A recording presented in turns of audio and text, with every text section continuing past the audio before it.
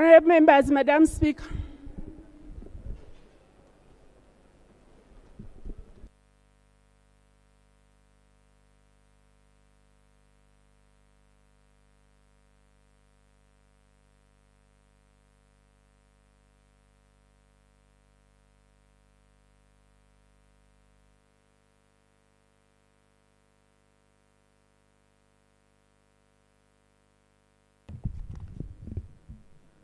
Prayer.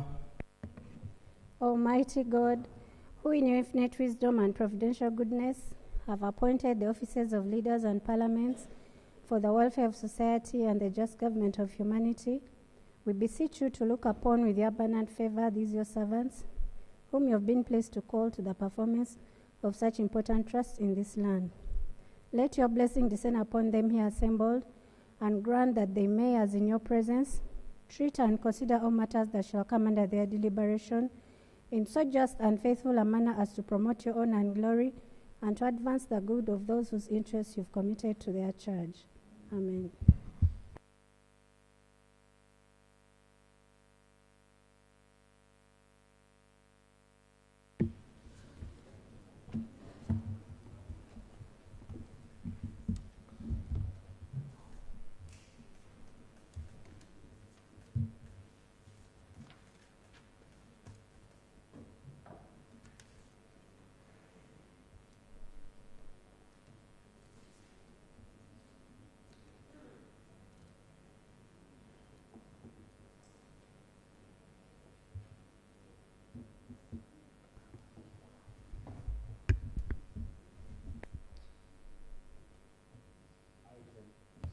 Item 2 on the order paper, communication from the chair.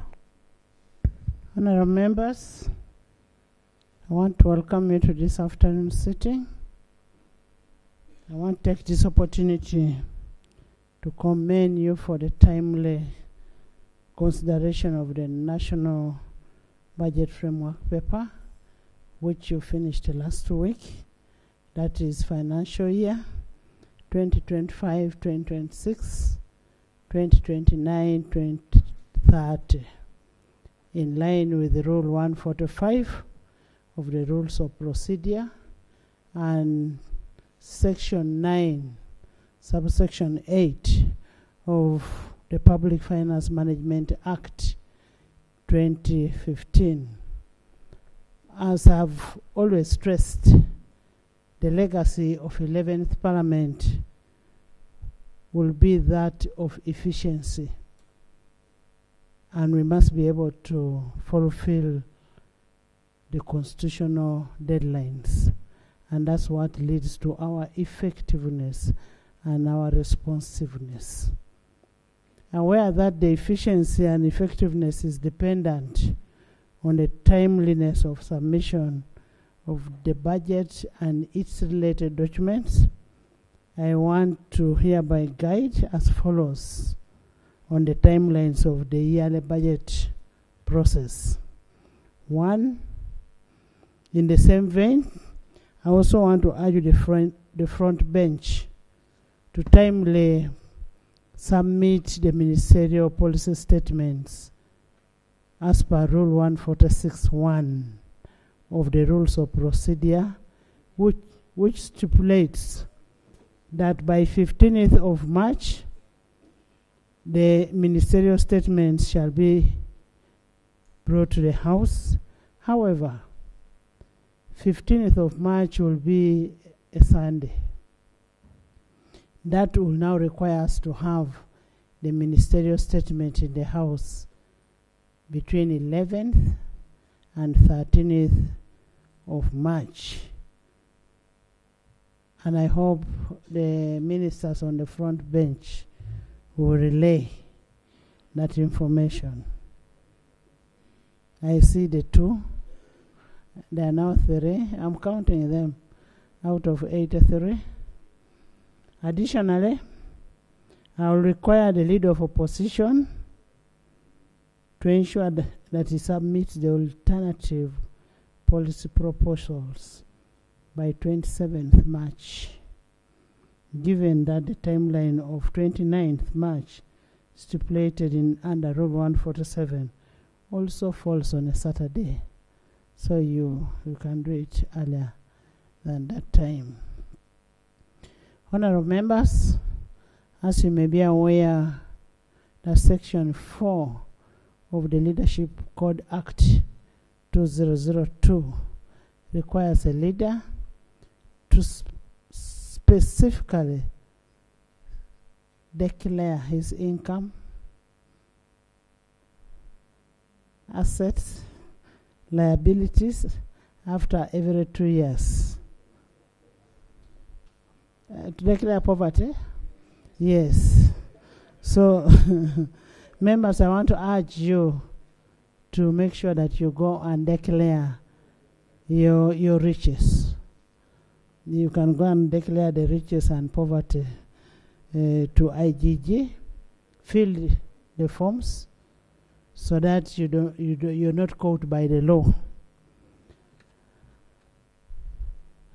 And that will help us in accountability and transparency in whatever we do, and it will help you as leaders, because you know very well if you do not do that, you can be able to lose your seat. So let's do that. Let's abide by the law.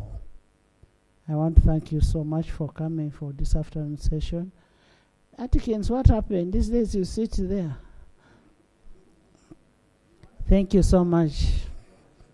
Yes, honorable members, you'll allow me to amend the order paper to receive a report from Leader of Opposition on his oversight visit to Inspire Africa Coffee Factory in Ntungamo. So, Leader of Opposition, you'll present your report. Is on my communication? Yes. Thank you very much, Right Honorable Speaker.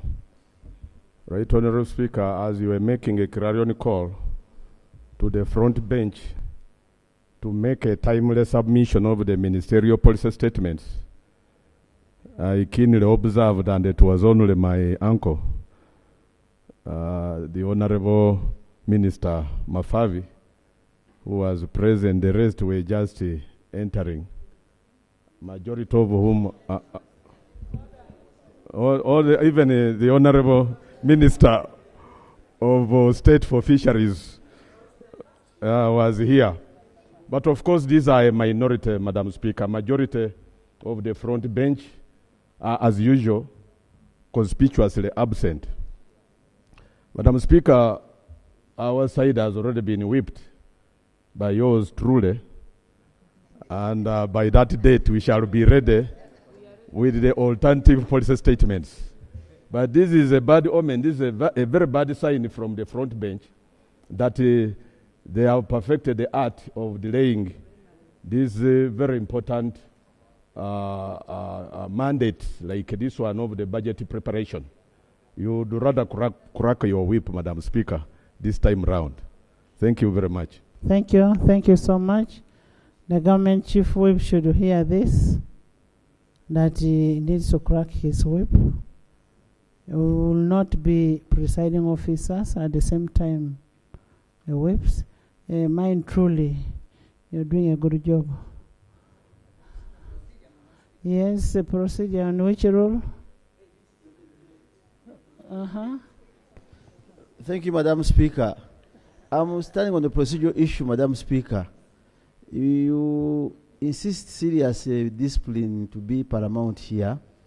And the members of parliament, when they have any issues, whether petitions, they receive their members here.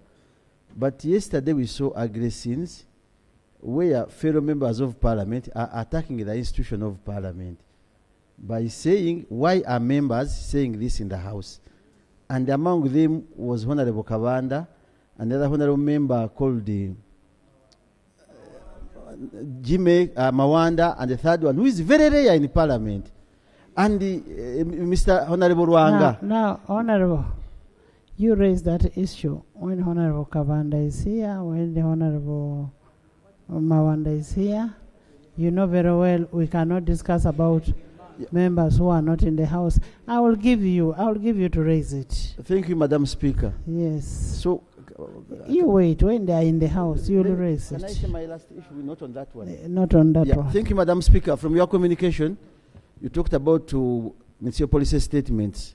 And I had come to your office on the same matter, where we have seen a report coming from a commission headed by Honorable Amanya Mushega, giving new changes in education system. But we have not got a single copy as members of Parliament. And even the Committee of Education. We pray through you, Madam Speaker, that Ministry of Education, all the changes they brought, let them provide with members of Parliament the report, because an open document, so that we digest and know the changes they are bringing.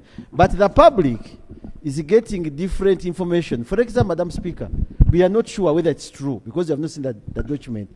You cannot say that there is any change which is going to join National Cultural Development Center with UNEB. Those are issues we have to look at. But if the document is not given to us... But these are by acts of Parliament. How can you put UNEB together with the National Development Center? I think you're speaking on hearsay. That's why, Madam Speaker, I'm seeking for intelligence that this document should be available to members of Parliament. Because the information I have, even at the presentation, those who were there never got copies. We who are interested in education, we pray, Madam Speaker. Let's first get the copies, we study them, and then we will act on them once we have gotten the copies. Thank you. Yes. Madam Most Speaker. obliged, There's a Madam procedure matter here. Procedure, Madam Speaker. I asked you on which rule? Right Honourable Speaker, I refer to Rule 224 of the Rules of Parliament. Right Honourable Speaker, it provides that the heading is Contempt of Parliament. Right Honourable Speaker, it is provided for that it is contempt of Parliament when an act or omission which obstructs or impedes Parliament in the performance of its functions, all which obstructs or impedes a member or officer of Parliament in the discharge of his duties, all affronts the dignity of Parliament, all which tends either directly or indirectly to produce such a result, shall be contempt of Parliament. Right Honourable Speaker. And Right Honourable Speaker, the procedural matter I want to raise is, I'm a member of the Defence and Internal Affairs Committee. I'm also the Shadow Minister for Internal Affairs, Right Honourable Speaker. Right Honourable Speaker, first of all, I want to commend the police of Uganda for having allowed Ugandans yesterday to demonstrate peacefully. How I wonder that the same is extended to all people who would wish to call out any form of demonstration. Having said that, Right Honourable Speaker, I now go for the procedural matter, the rule I've raised. Right Honourable Speaker, we heard yesterday that people are promising to lynch members of your Committee of Defence and Internal Affairs. And why? Because we, in our capacity as a Committee of Parliament, in the discharge of our duties, Right Honourable Speaker, we invited the commander, the CDF of this country, not as a person, but as an officer in that office, Right Honourable Speaker. It is even more sad that some of the demonstrators were members of this House, Right Honourable Speaker. Honourable. The procedure matter I want to raise now. Just a minute. I have just made a ruling to that effect. The people you said were demonstrating are not here. What you're saying that they want to lynch the members of Parliament, if they want to do anything to a member of Parliament, they have to write to the Speaker. I have not got a letter to that effect. That's why you see nobody came here. Now, if you had that, I'm here to get information. And just be rest assured, you're safe. Right Honourable Speaker, the information you are yet to receive is what I'm giving you. Okay. Now, to Right Honourable Speaker. Please sit. We do not legislate in anticipation. Okay?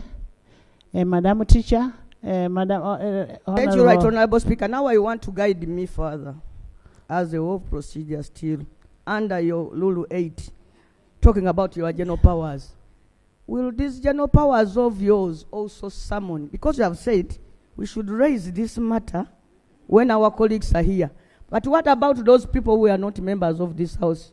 Should we also wait for them to talk about them? We should not discuss members who are not members of this house in the house. I'm talking about other people who demonstrated against Parliament. We shall not talk about them because they are not members of the house. We are only waiting for the ones who are members of the house to respond to themselves. Right Honorable Speaker. Now, Right Honorable Speaker, I beg. It's another matter. No, right no. Speaker. We have other people. Madam Speaker. Yes, Madam Speaker. Don't abuse my generosity. You'll come back. Honourable members, in the public gallery this afternoon, we have students from Ether Makerere University School Association. They have come to observe the proceedings of this house. These people expect a lot from you when you're discussing. You should be able to guide and help them and show them how things can be done in this house. We also have in the public gallery this afternoon. Where are they? Please stand. Please stand. You're most welcome. Welcome, welcome. Join me in receiving them. You're most welcome. The students of Ether Makerere University Students Association. I don't know the abbreviation. What is it? It could be an abbreviation. Then in the public gallery this afternoon, we have a delegation of Executive Committee of Uganda District Council Speakers Association, where I'm a patron in that association. You're most welcome, my people, my colleagues. Those are the speakers of the local councils. You're most welcome, and thank you so much for coming. Those are the people who chair the councils. You want to speak on behalf of on my behalf? She wants to welcome my people first. Thank you so much, Right Honorable Speaker. Right Honorable Speaker, I happen to be the Shadow Minister for Local Governments. Yes. So on behalf of the local governments and on behalf of the Speakers Association, Right Honorable Speaker, the patron of the speakers, allow me to appreciate you and also to thank you for the time you are with them in Wakiso District. I thank you. Thank you. Welcome. Thank you so much. Proceed, Madam Speaker. Yes. Madam Speaker, I am always very proud of your wise guidance when you are in that chair.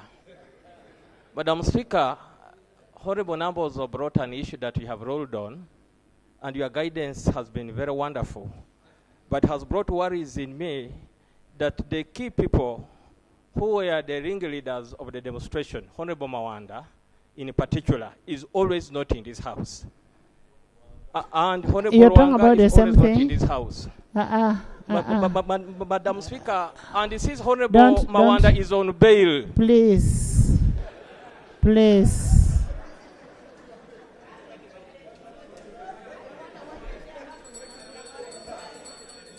Please.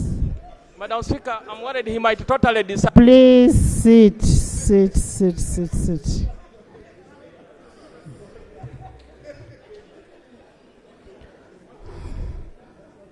Honorable, yes, Honorable Atkins. When Honorable Mawanda is here, you'll raise it. No, he's going to come. This is where he belongs. Yes, Honorable Atkins.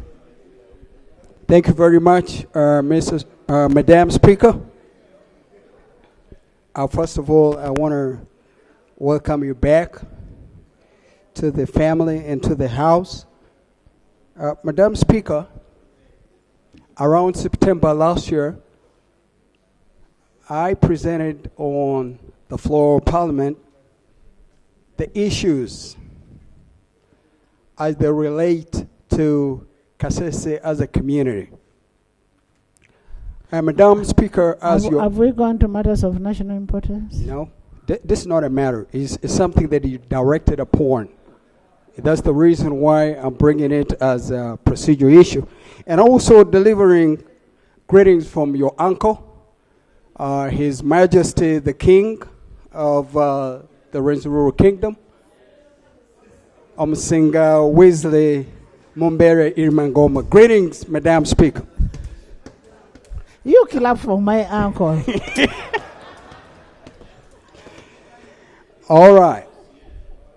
Madam Speaker, to let you know that your uncle, together with the leaders that hail from Kasese as a community, are assembling 18 points. And His Majesty the King asked me to deliver his deepest gratitude to you when he ruled on that day in September that when those 18 points master plan are assembled together by the leaders and with the signatures, they will be brought to your office for your endorsement and approval. Madam Speaker. He's on procedure. Atkins, just finish. Yes, thank you. I appreciate it, Madam Speaker. To let you know, Madam Speaker, there's some time next week. Our chairperson at the district level, El-Safai, will be traveling to Kampala and is going to join with the leaders that are in this house by privilege of members of Parliament. And Madam Speaker will have the 18-point master plan assembled together, and we're going to come to your office for the other approval, Madam Speaker. Thank you. That's what I want to bring your attention. No problem. Honorable Minister of Education. Honorable Minister of Education, while we're here, there was a procedural matter that was raised on the issue of, can you repeat your issue? Thank you, Madam Speaker. And the Honourable Minister, I raised an issue about the report that was presented by Honourable Amanya Mushega on the educational reforms. And remember, Honourable Amanya Mushega was on the Commission of Inquiries. Yeah, so our issue here is that we members of Parliament, including myself, we have not got a chance of getting copies of that report. But we are sure it's a public document because it consumed the money from the consolidated fund. So if you could guide us on that, and we welcome you from releasing all-level exams, where you have spoken more than 30 times the word mama. Thank you very much. Thank you. Honorable Minister. Honorable, it doesn't matter whether you call the name Mama 100 times. That's the person who gave birth to you. Honorable Minister, this document, which was out of a commission of inquiry, was it presented to Cabinet? The Amanya report? Thank you very much, Right Honourable Speaker and dear colleagues. Right Honourable Speaker, in the morning we released to the public the results of the UCE first cohort to in the new curriculum, and I can share with you that so far so good. The performance was very good, and I want to thank you, but you are Right Honourable Speaker, and the committee here that has always come out to support us. And there is a lot of good work that's going on to implement the new curriculum. Right Honourable Speaker, of course the Amanya report has come out. It has been handed over to the ministry, and we are studying it before we roll it out to the public. We are studying the report, and soon this report will be presented to Parliament and the Cabinet. But we have put up a committee to study, a technical committee to study and advise government concerning the issues that were raised by that report. I submit to the Honourable Speaker. Thank you. Honourable members, when the report of a commission of inquiry is presented, Honourable Seungu, when the report is completed, it is given to the ministry, and the ministry will prepare a white paper. And it is in this white paper which translates into a policy. And the policy then is brought to Parliament for consideration. And when that policy is brought to Parliament for consideration, this is provided for under the Commission of Inquiry Act. You need to check the Act. And the Minister of Education will be required to bring a policy to Parliament after Cabinet has considered. That is the right procedure. And that is what is supposed to be done. So for what is happening now, that is not a complete document. It has to go through Parliament, Cabinet. It will have to come here for an approval, and then it will become an act. It will become a policy. So obliged, Madam Speaker, but still my prayer to the Minister is that they have a communication office and a ministry. They should dispose of any misleading information by the leading paper of government, New Vision. Because what comes out is what is taken as a debate in public, and it leads to confusion. And him as a professional teacher like me, he knows what comes out by leaving wrong notes on the blackboard after teaching. It will just expose the message within mistakes of a teacher. He knows that once you finish teaching, you clean the blackboard. So keep your document confidential until, but it's the government leading paper that is giving information to the public that is causing a lot of debate. And that's the spirit in which I brought that matter. And Madam Speaker, if I'm brought to the Minister, I would request him, we need to do some amendment on the UNEB Act. Exams, when you cheat exams, they are all parameters to punish you. But when you complain about giving you wrong results in your school, there is no room to complain in the Act. And the parents, schools have been left out crying because they have no remedy and where they can address their issues for giving them wrong results. So we can't have an Act which handles misconduct in exams on the side of UNEB, but then does not address issue of those who have complaints. You're discussing what has not been brought before you. Next item. Yes. Thank you, Right Honourable Speaker. Right Honourable Speaker, in your communication, you made reference to the timely submission of ministerial policy statements from both the government and the opposition to rhyme within the statutory time frames. Right Honourable Speaker, last week, the Minister of Justice was here, and he made some inept statements from the floor of Parliament, which were actually even expunged from the record of Parliament, but was ordered to return here and clarify particular positions in relation to how the forthcoming elections are being prepared. We're expecting the Minister here to respond to those queries away from his less than satisfying remarks he made here and disappeared in thin air. Honourable Speaker, now that the Attorney General is around and they work closely with the Minister of Justice, will he explain whether he is available to Parliament to respond to those issues? Because part of the budget could be responding to the forthcoming election, and there will be no other budget. Right, Honourable Speaker, would you demand of the Attorney General clarify if he is representing the Minister, and therefore clarify issues that have a time frame related to them? Right, Honourable Speaker. Eji.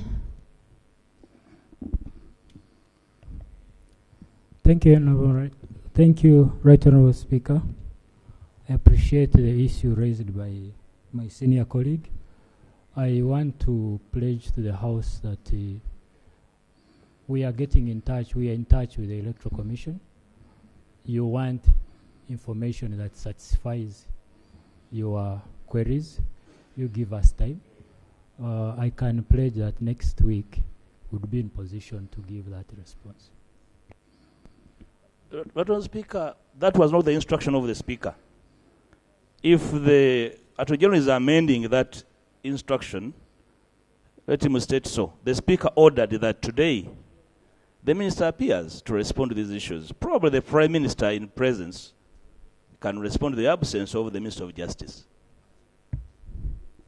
But you've heard from Doug. I think he's a better person to give a response than the Prime Minister.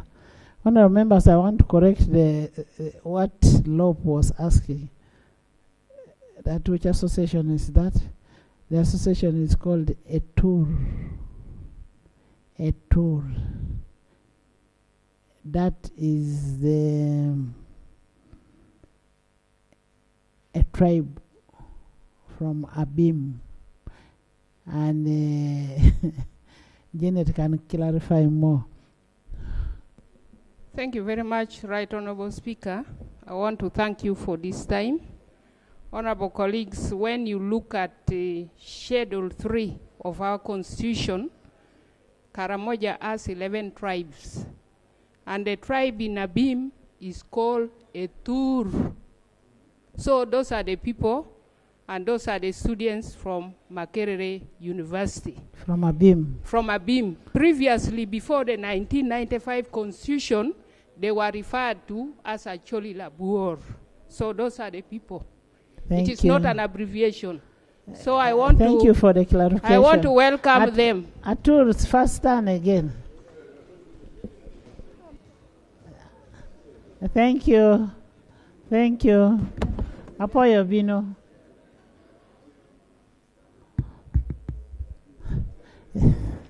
Yes.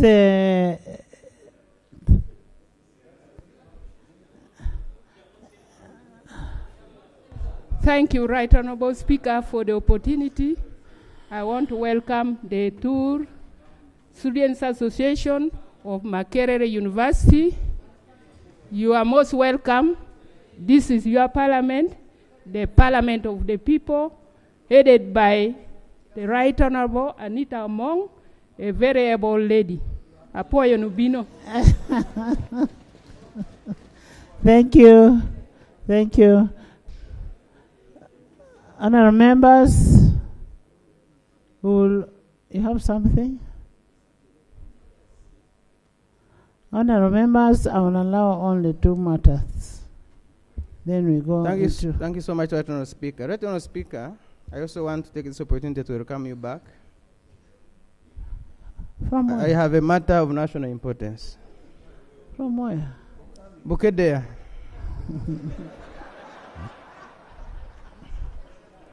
We saw you doing work in Bukedea, Right Honourable Speaker, and we want to welcome you back.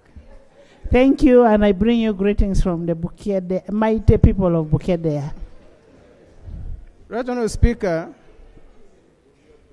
on the 31st of last month, there was a Supreme Court ruling, and I don't want to go through what happened. Everybody knows what it was about.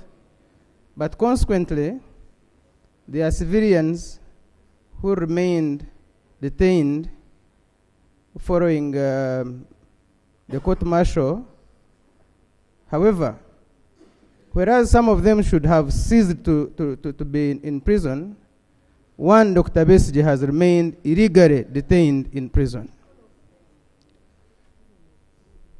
The uniqueness about this is that yesterday we got information that Dr. Besigye has again stopped receiving visitors, including the wife who went there yesterday. He could not meet Dr. Besigye.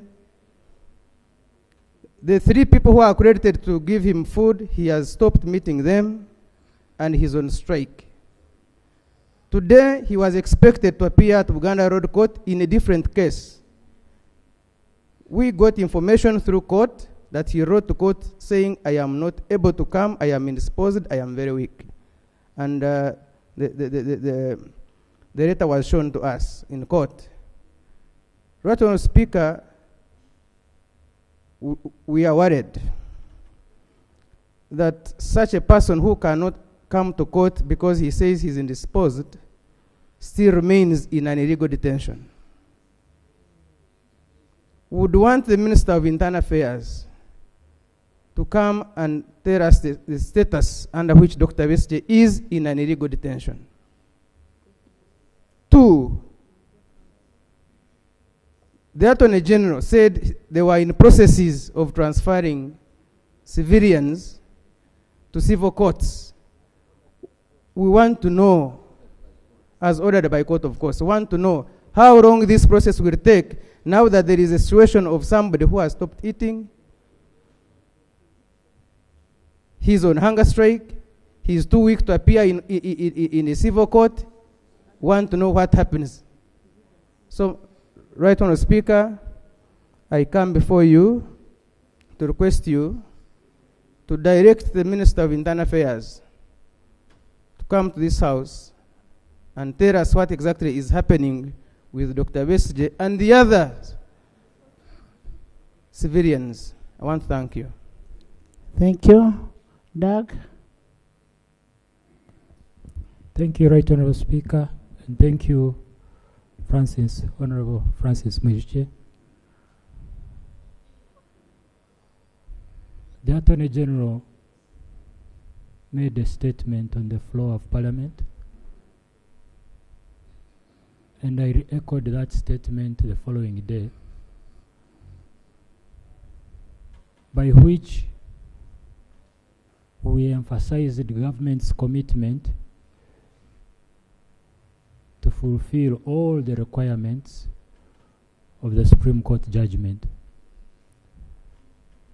What I can say is that there are processes ongoing. I would humbly request my colleagues in Parliament to wait, be patient. We will present a report once the transfers are done. Thank you. Thank you. Akelo, Propo, I will come to you. Just a minute. Thank you, Madam Speaker.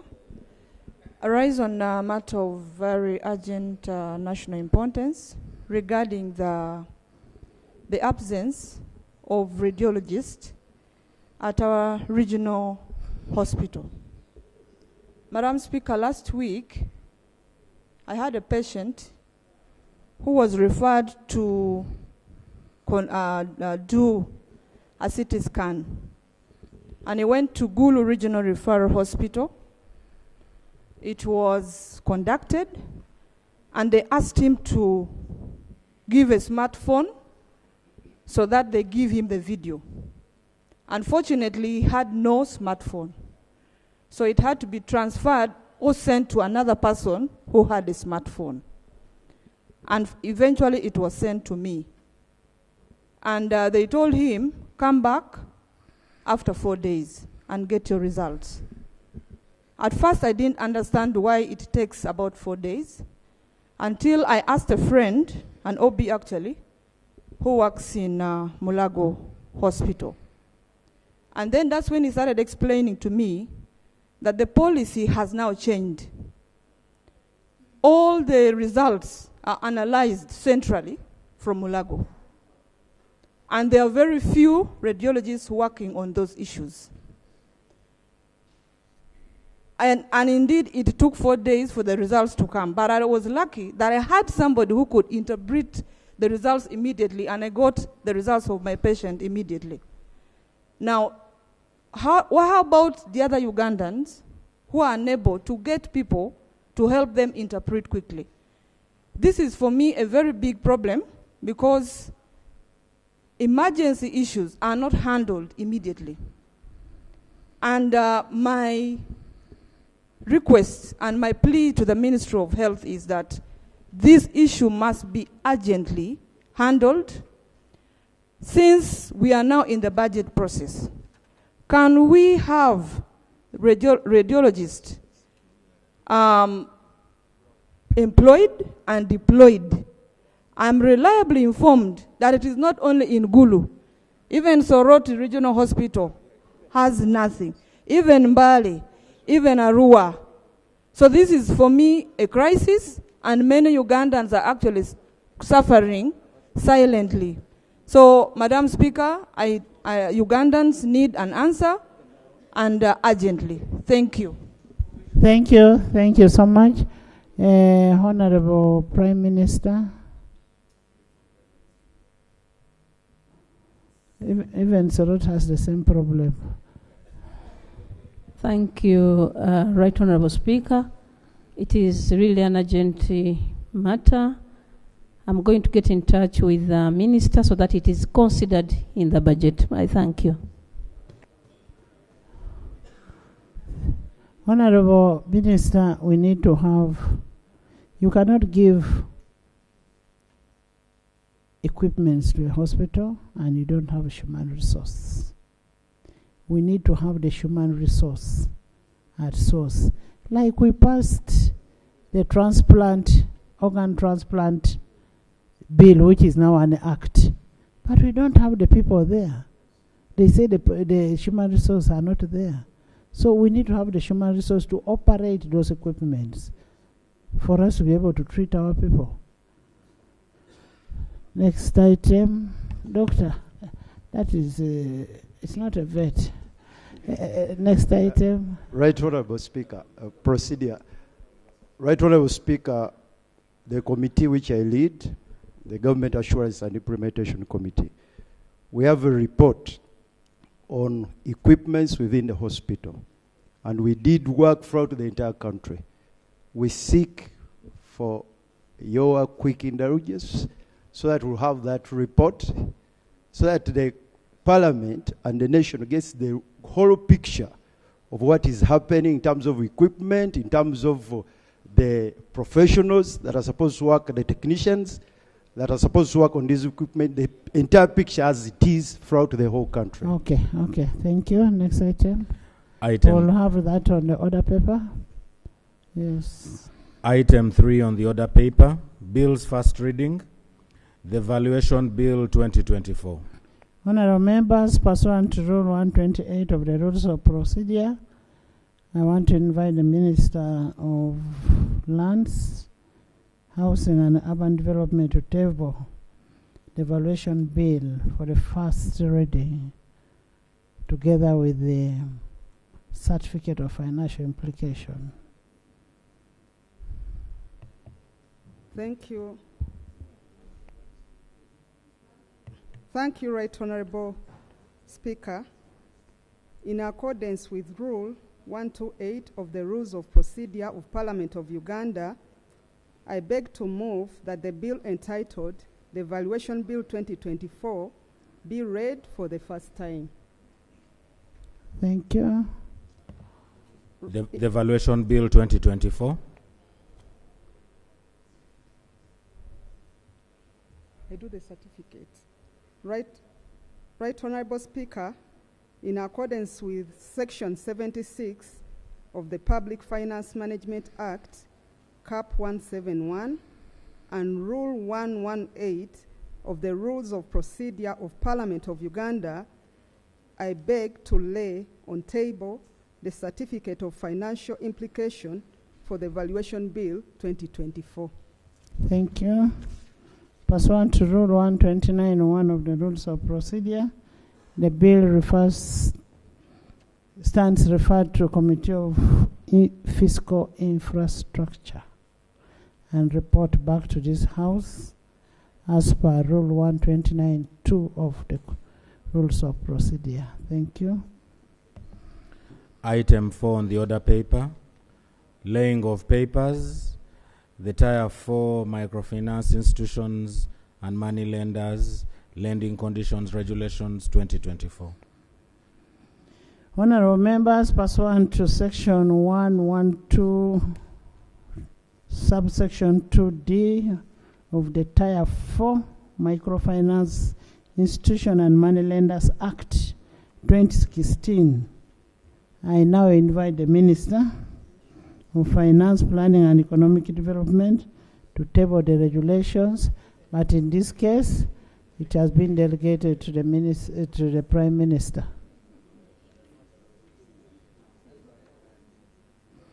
They wrote to me. Right Honourable Speaker, the Tier 4 Microfinance Institutions and Money Lenders Lending Conditions Regulation 2024 is laid. I beg to lay. Thank you. Honourable members, the Parent Act does not require parliamentary approval for the regulations to take effect. The regulations that have been tabled is for information purpose for the House. Thank you. Honorable Lop.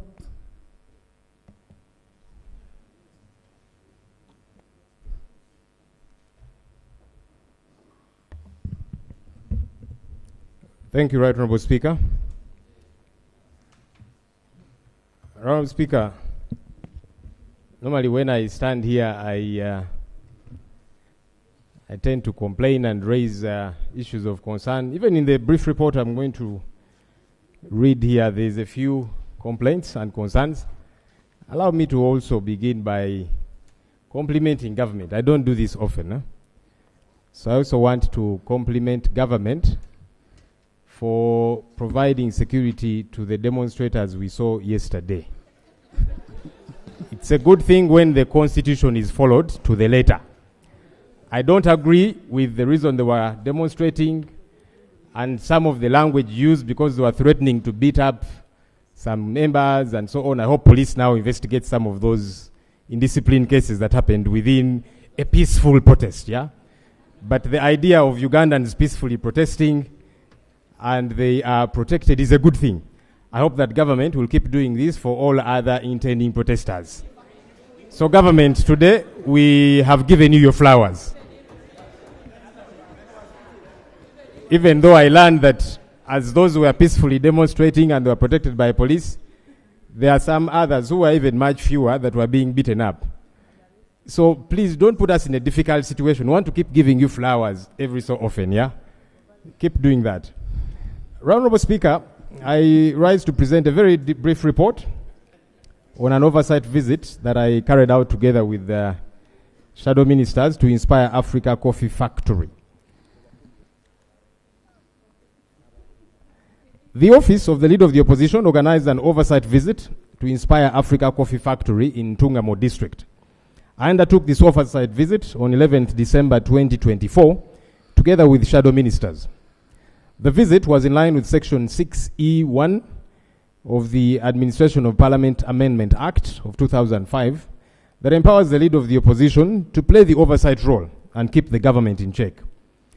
During the financial year 2023-2024, government undertook to establish a tertiary hub for last-mile coffee value addition in Tungamo District through the Science, Technology and Innovation Secretariat in the Office of the President under a private partnership arrangement with the Coffee Investment Consortium Uganda and Inspire Africa Coffee, both privately registered entities. The construction of this coffee value addition facility began in October of 2023 and had been projected to be completed by December 2024. We were told that the factory is expected to produce various coffee products, including instant coffee, drip coffee, malt coffee, coffee energy drinks, as well as beauty cosmetics. However, since this strategic government intervention was initiated, various stakeholders, as well as policymakers, have expressed concerns with respect to the implementation arrangements. Some of these concerns include: 1, rationale followed to establish this coffee value addition factory in Tungamo. Number 2, the selection criteria followed to procure the private investor. 3, the reason behind the decision by government to support the building of a factory, a coffee factory in Tungamo District, while not paying attention to other areas known to produce a lot of coffee, in Uganda. 4, capital investment. The exact amount of money that the government of Uganda is injecting into this project, because that's not known yet. And 5, projected economic benefits in terms of the anticipated employment opportunities as well as export revenues. Therefore, the primary objective of this oversight visit was to further interrogate and verify all matters related to the above-mentioned concerns as elaborated briefly before. During the financial year 2023, government earmarked and allocated 37 billion shillings, that's about $10 million US, in the national budget to support coffee value chain development under a newly created vote, 167 in the Science, Technology and Innovation Secretariat in the Office of the President. Also, according to the annual budget estimates of financial year 2024-2025, an additional 75 billion was provided for in the corrigenda to the budget for financial year 2024-2025 and approved by Parliament to support coffee value addition initiatives. To date, a total of 112 billion shillings has been appropriated by Parliament towards support to coffee value addition initiatives. Some of these initiatives include promotion of Uganda coffee globally through coffee trade hubs and establishment of a tertiary hub for last mile coffee value addition in Tungamo district, implemented by Inspire Africa Coffee, which according to Mr. Nelson Tugume, the proprietor, is at an estimated cost of 122 million US. That's about 451 billion Uganda shillings. It is important to note that these coffee value addition initiatives are not directly implemented by government, but rather through partnerships, such as the Presidential Advisory Committee on Exports and Industrial Development, that is chaired by Mr. Odrek Ruabwogo, the Senior Presidential Advisor on Special Duties. There is also the Coffee Investment Consortium, a privately registered entity comprising of about 21 coffee companies interested in promoting coffee production and providing value addition in the coffee value chain, and Inspire Africa Coffee, an affiliate of Inspire Africa Group, a human resource organization initially established primarily to address the challenges of youth unemployment on the African continent. Government argues that the initiatives will significantly increase the country's coffee export earnings through export promotion of processed, ready-to-drink coffee instead of the raw coffee beans. However, since the above highlighted coffee value addition initiatives were earmarked and subsequently funded by government, various stakeholders as well as policymakers have expressed serious accountability, legal and policy concerns with regard to the implementation arrangement of these initiatives. Therefore, it was paramount to further interrogate and verify all matters related to the implementation of these initiatives, to ascertain their feasibility and value for public funds in line with the existing legal and policy frameworks. Let me run through the areas of concern, Right Honourable Speaker. 1, funding and transparency queries.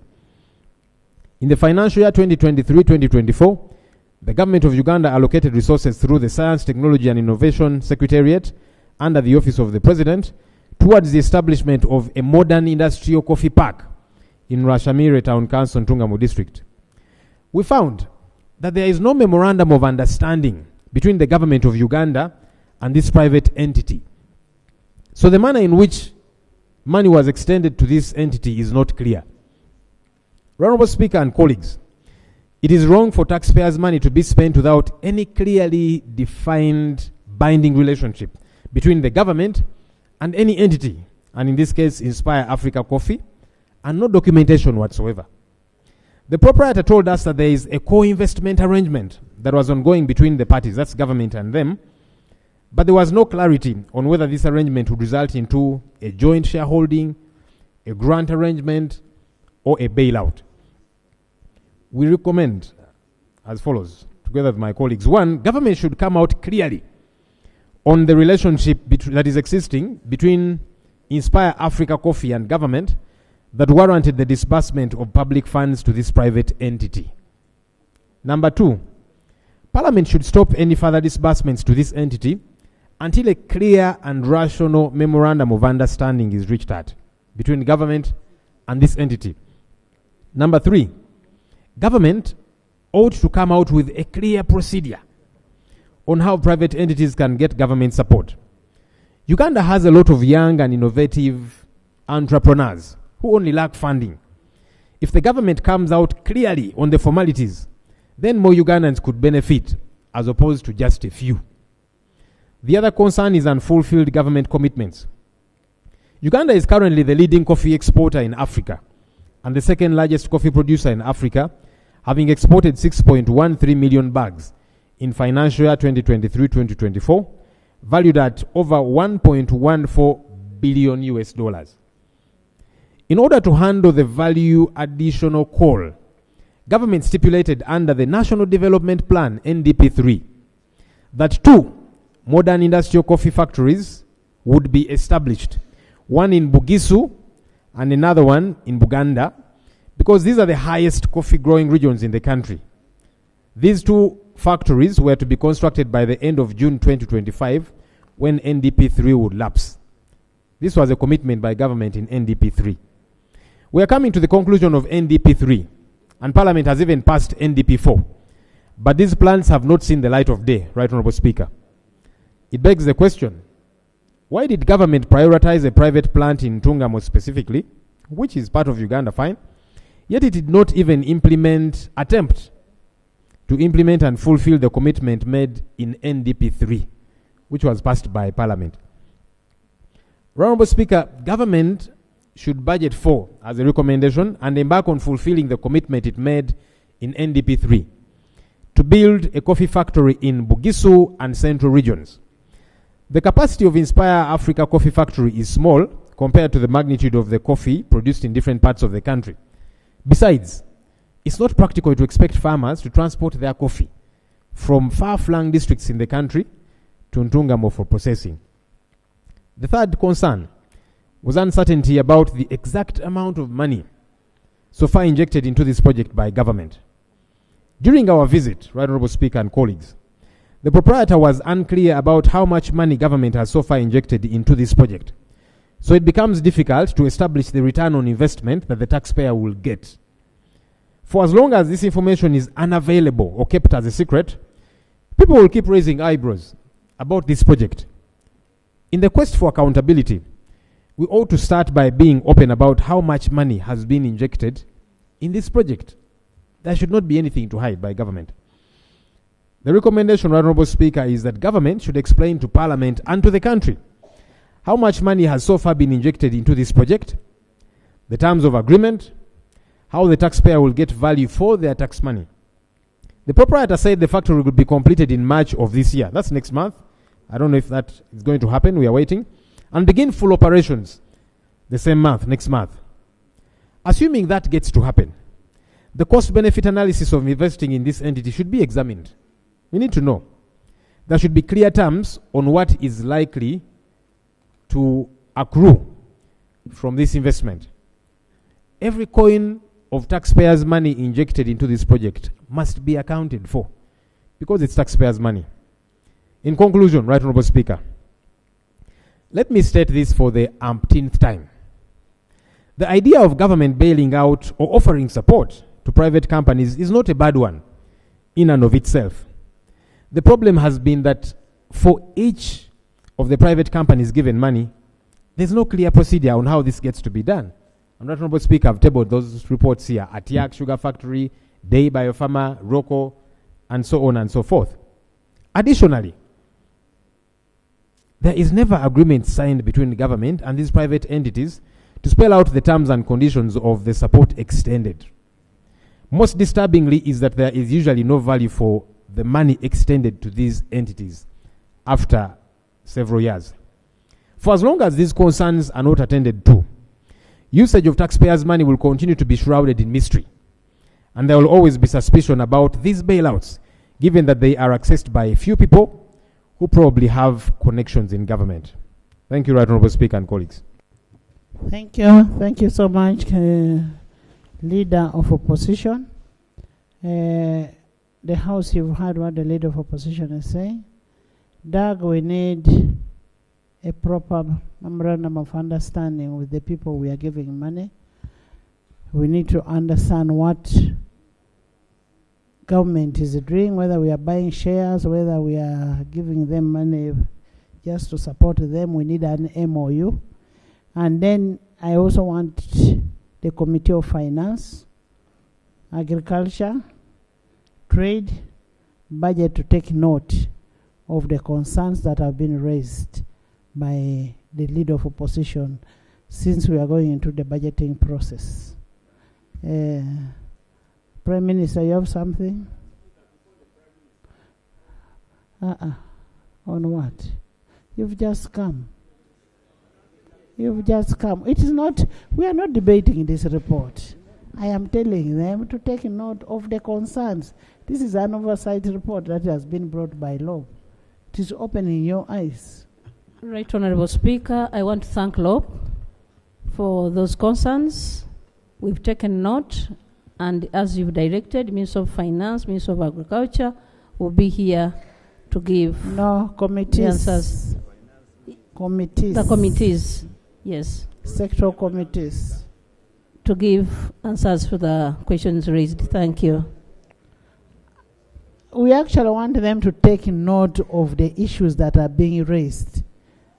And on the issues that are being raised, they must report to Parliament, the committees, when they are doing that. Because if Inspire Africa gets money from government, then they should be able to go there and see what is happening. But that first, we must regularize the relationship between Inspire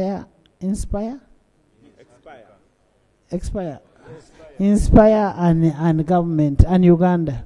Yes. Honourable members, in the public gallery this afternoon we have a delegation of Africa Friendship Association from Istanbul, Turkey. You're most welcome. Thank you for coming. You're welcome to Parliament of Uganda. Have a seat. They are here to witness our proceedings. Then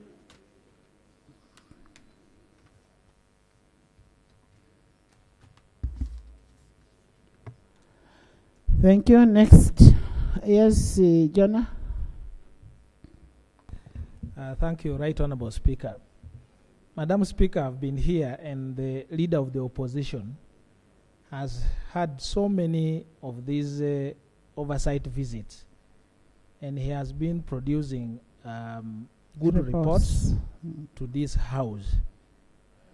Without prejudice to your ruling, I would suggest, Madam Speaker, that you do a formal referral of this report to those committees formally, so that the leader of the opposition can make further submissions and clarifications on these particular issues. And then the committees can therefore formally report. If we allow them to just take note of these issues, we may lose track of the particular issues. It will also help us, Madam Speaker, follow up with your own plea to us. When we were passing some of the budgets in supplementary, I recall you made an undertaking and said, honorable members, please, let's do it for the last time, and we are going to follow up. And we listened to you, Madam Speaker, during that plea. So my issue is to request you to formally have these matters referred so that the committees can do a thorough job. And next time they come here for money, maybe we will not have that pulling of string, because issues would be clear that A, B, C, D has already been dealt with, Madam Speaker. Doug? Right Honourable Speaker, I'm seeking a clarification. While Honourable Dur is requesting that you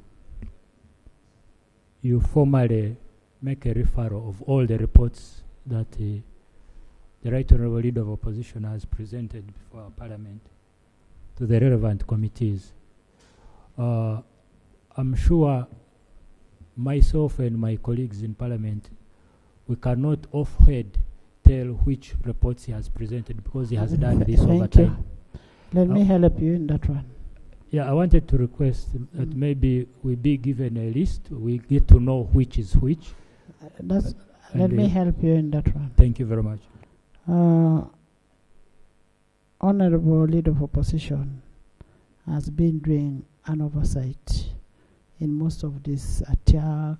They now inspire Rocco. Did you do Rocco? Yes. Leader of Opposition, I want to request you kindly to bring all those reports and lay them on table tomorrow, and we formally refer them for further action. Luboa doesn't have. Honourable Speaker, you said that Luboa, we shall wait for your report and the Deputy Speaker.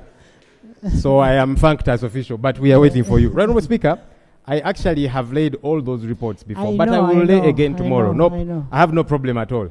We shall print again and we lay. Because you see, in the past, for each of those, you kept tasking government to come back and respond.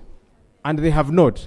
But just for the avoidance of doubt, tomorrow I will be here and I will lay again, right, Honourable Speaker? Yes. Let it be a substantive item. Reports of oversight from the Leader of Opposition. Thank you. Next item. Item 5 on the order paper. Motion for adoption of the report of the Committee on Rules, Privileges and Discipline on the review of the rules of procedure of Parliament. Honourable members, you may recall that on Wednesday, 5th February 2025, the chairperson of Committee of Rules, Privileges and Discipline, Honourable Katuntu Abudu, presented a report of the Committee on the review of the rules of procedure of Parliament. As you are aware, rules are always reviewed depending on the environment. The presiding officer deferred the debate to accord members adequate time to study the report. And I am convinced the 4 days have been sufficient enough for you to study the report and understand the report, and also understand the proposals that have been made by the committee. I now want to call upon the House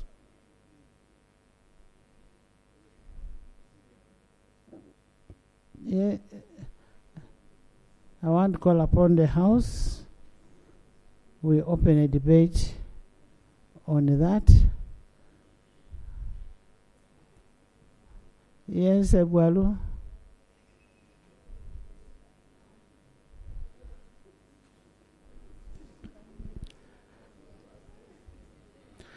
Madam Speaker.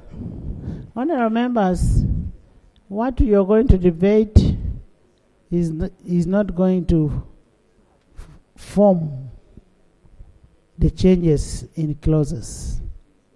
We will have to go to committee stage and look at a clause by clause and put your input in that clause. The debate is on the report, just like we always handle. Yes? Madam Speaker, like you rightly put it, we had the 4 or 5 days to go through the report, and I would propose that we move straight to committee stage so that we can follow clause by clause in details. Yes. Yes.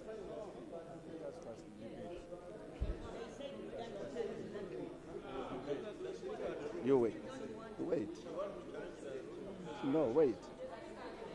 Yes.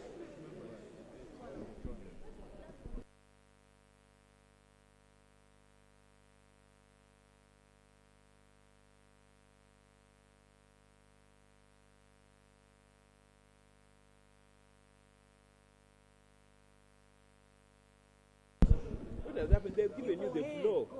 Can I use your floor? Honourable members, remember, if you're going to debate the report, it's okay, but we shall limit now on the what? At committee stage. Is that what you want? Is that what you want? Madam Speaker, the honorable colleagues did not understand me. It is at committee stage that we shall have sufficient time to discuss clause by clause. Because what's going to happen now, we are going into general debate, we shall not have sufficient time. Is that seconded? Is that second? Honorable members, honorable members, I wish you could understand what Jonathan, not Jonah, Jonathan is saying. Jonah, you help your namesake. Jonah, help your namesake. Being senior.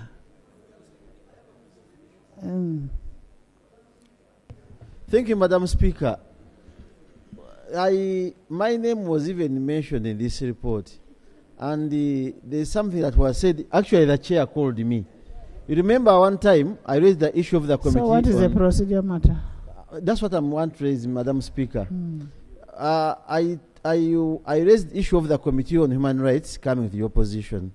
And you directed this House that at one time you will invite the leader of opposition, the Attorney General, Doug, and me, plus the Prime Minister, to see how we forge away what exercise should be carried. Because I was saying that the Committee on Human Rights is an accountability committee.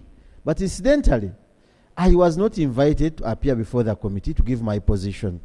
And my good friend, Honorable Abdu, to whom I emulated to become a lawyer, he said he invited me. I said no. He said the leader of opposition was informed. I was not informed. And that component of the Human Rights Committee, I would pray, if possible, that it should be saved for that reason, because we did not appear to give our position, yet you are directed, Madam Speaker. And there are many issues I want to talk about Human Rights Committee being headed by the opposition. Honorable members, I also want to instill discipline in us. If the matter is concerning somebody in opposition, you should discuss that matter with a leader of opposition, so that the leader of opposition is able to transmit it to his member or whichever. Yes, Honorable Abudu. It is true. I would like to confirm that I called my friend, the Honorable Gozanga Seungu, complaining about remarks he had made to a radio station. Right, Honorable Speaker, and the record is clear.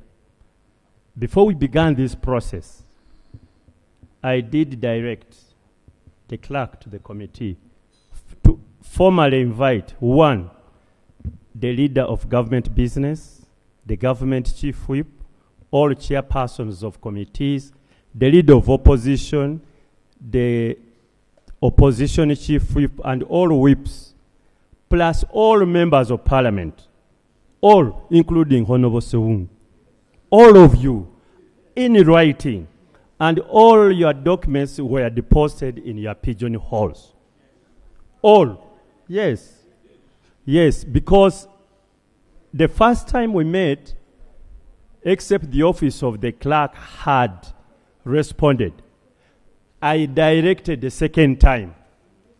And during the second time, I emphasized, actually, especially the office of the leader of opposition, the government chief whip, and the leader of government business, that they should actually even sign for it and prove to me that actually they had served. None of them replied. None. Twice. And we had adjourned the meetings twice because of non-response. Two, there are members who did, and that include the Honorable Dr. Lulume Baiga, the Honorable Opendi, the Honorable Mavenjina, and I think we have put them in the report. They replied. They responded to the communication we did. So it is being disingenuous. It's not fair, especially when I hear things on radios and so on. I mean, I together with my colleagues on the committee, try to act as professional as possible. We don't want to be dragged in unnecessary controversies, really. It is unfair. It is very unfair. Because we are conscious these rules are for everybody. Why would we sit in a committee and decide on them without your input? But you all kept quiet. And now you are complaining. It's not fair. Thank you. Ajat, you're a member of the committee. Yes, you're not debating the report, Right Honourable Did Speaker. you present your minority? I did, and that's the Okay. matter I want to talk about. Okay. Right Honourable Speaker, the matter of But the you're leadership... very smart today. Thank you so much, my Speaker. Right Honourable Speaker, the matter of the leadership of the Human Rights Committee is part of the report. I even made a disclaimer here that whereas I didn't report about it, I don't agree with the views on a minority report. Therefore, it's a subject of debate. Yes. We shall debate it, and whichever positions that the House Exactly. will like will take the day. So it's Yes. part of the report and is debatable. Thank you, thank you. That's Alebtong. Thank you very much, Right Honourable Speaker. Right Honourable Speaker, this report we are talking about from Honourable Abdu Katuntu is a very bulky report. And most of us who are in the House would agree with me that we need sufficient time to go through it clause by clause. I therefore stand to second the motion from Honourable Jonathan Ebwalu that we move direct to the committee stage and have sufficient time. Thank you. Thank you. Seconded. Those who are seconding that we go to clause by clause for you to understand the changes. Yes. Huh?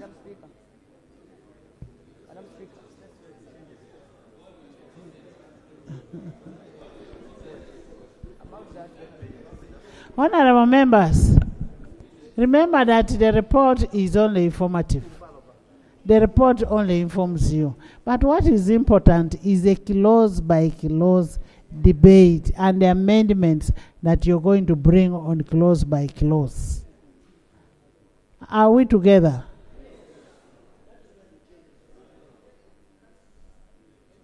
You want second?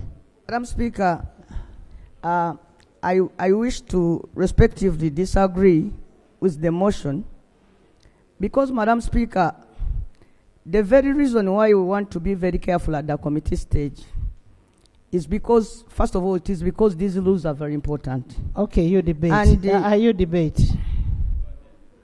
Debate. Go ahead and debate. Okay. And I'm giving only 5 people. Thank you, Right Honourable Speaker. Right Honourable Speaker.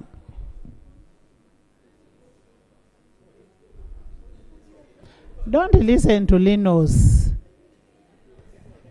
Right Honourable Speaker, these rules are very important to this House. My question, first of all, is every House makes its own rules, for which I wanted to seek a procedural guidance. Every House makes its own rules, Madam Speaker. Madam Speaker, this House is entering its final year. The procedural matter I wanted to raise before, for guidance before I start the debate, is whether this is not to preempt the 12th Parliament, because, Madam Speaker, we have entered the year of elections. Why don't we allow the rules of Parliament to be made by the 12th Parliament, and we proceed with our own rules, Madam Speaker? And that is Honorable, I was seeking for as a senior in this House, you know that rules are amended at any one time when it deems fit. They are a living document that you need to refer on a day-to-day basis. When we got COVID, didn't we make an amendment on our rules? So there is no problem amending these rules. Even those who are coming back on 12th Parliament, like some of you, will amend. Yes, Ethel. Ethel Edakas. Thank you so much, Madam Speaker, for allowing the debate. And right away, I go to the recommendation on page 38 about traditional wear. Madam Speaker, the committee recommended under Part 2 that the committee recommends that as follows: a pair of long trousers with a jacket, kanzu and jacket, safari suit and that is which clause? Under, we are looking at which clause is that? Under Rule 82. That's what I was saying.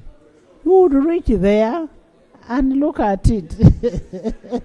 Madam But Speaker, it's I okay, concede. go ahead. Yes, I concede, and many of us here, as we go to that very point, we should note that Yes. we are not in agreement with Yes. removing traditional wear as part, removing it from our rules as part of our dressing. So let's get there. Please, in advance, note that we shall be against this recommendation. I also agree that we can go to committee stage. There is a motion. Motion takes precedence. Motion? Okay.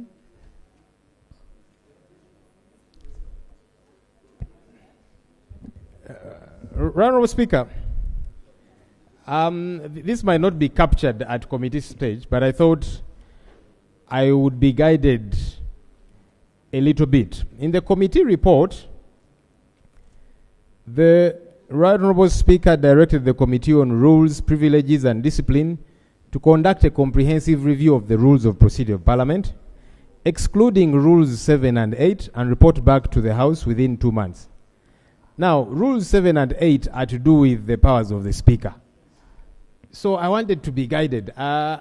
Powers of the Speaker entrenched that they cannot be revisited. I want to know the wisdom behind saying this should not be looked at, because who knows, Honourable Speaker, they could even have added new powers if you had allowed them to touch Rules 7 and 8, or perhaps balance things up and so on. But I just wanted to understand and get guided the reason behind saying, please don't touch Rules 7 and 8, which are to do with the powers of the Speaker. Because I thought none of the rules is entrenched. We can review, we can amend, we can make alterations as we deem fit on any of the rules. Thank you, Honourable Speaker. Thank you. Motion? Thank you very much, Madam Speaker. Madam Speaker, I move that we end the debate and then we go to the committee stage. Since right from the first submission, we are already moving on to what is supposed to be discussed at the committee stage. Madam Speaker, I beg to move. Thank you. Is that seconded? Seconded by Apollo, Itungo, Rionga, Wakas, Agnes, Alebtong, Lillian, Isaac, Thomas,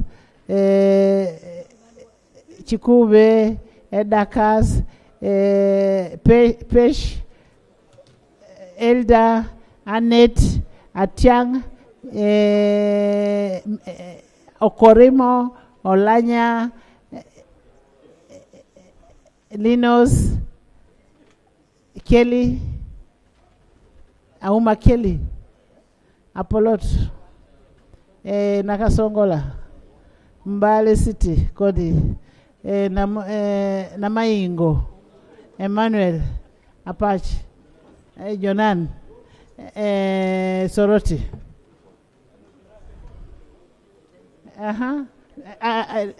There is Gwere, Soroti East. Honourable members,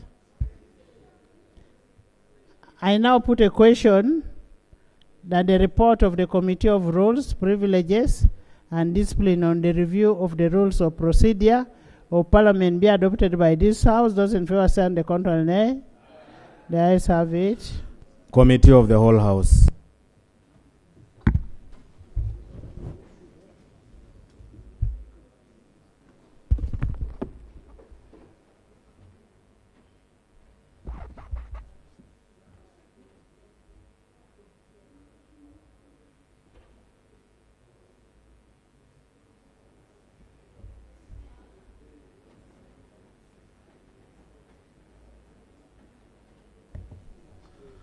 Rule 2.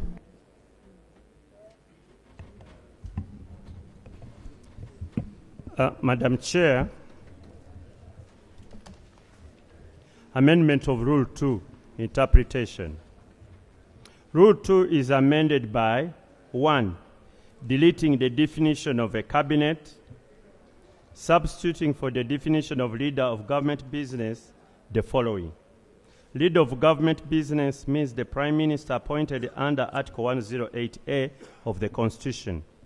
And 3. Substituting for the definition of leader of the opposition the following. Leader of the opposition means the member of parliament who is the leader in parliament of the party in opposition to the government and having the greatest numerical strength in parliament. 4. Substituting for the phrase leave of parliament or the house for the phrase leave of the house. 5. Substituting for the definition of official report the following. Official report or Hansard is a record of parliamentary proceedings in text or audiovisual. 6. Substituting for the phrase by order of parliament or the house the phrase order of the house. 7. Substituting for the definition of precincts of the house or parliament the following. Precincts of parliament means the chamber and offices of parliament and the galleries and places provided for the use or accommodation of strangers, members of public, and representatives of the press, and includes while parliament is sitting and subject to any exception made by the direction of the Speaker, the entire building in which the Chamber of Parliament is situated, and any forecourt, yard, garden, enclosure, or open space adjoining or appertaining to that building and used or provided for the purpose of Parliament. 8. In the definition of question, by deleting the phrase and the question of privilege. 9. By substituting for the definition of the word whip the following. Whip means the government chief whip, chief opposition whip, and the party whip. 10. By inserting in the appropriate alphabetical order the following definitions. Dignified as prescribed under Rule 8.2. Official record includes the official report, audio-visual recording of the proceedings of the House or committees. Privilege means powers, privileges, and immunities enjoyed by the Parliament, collectively, and by members individually under the Parliament Powers and Privileges Act. Report of a committee means the report signed by the majority of the members of a committee, the minority report signed by members dissenting from the opinion of the majority and members abstaining. Ruling means a decision by the Speaker on a matter of order, procedure, or privilege. Subsidiary legislation means any document by which a power conferred by any act or the President, Minister, or any other authority to make, or a power exercisable by making proclamations, rules, regulations, bylaws, statutory orders, or statutory instrument is exercised. Justification.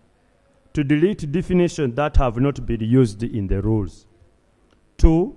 To improve, clarify, and align some definitions that have been used in the rules with the Constitution and other legal provisions. 3.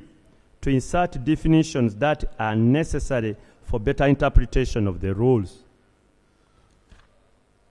Madam Chair, I would have begged to move, but ordinarily we handle the definition sections at the end.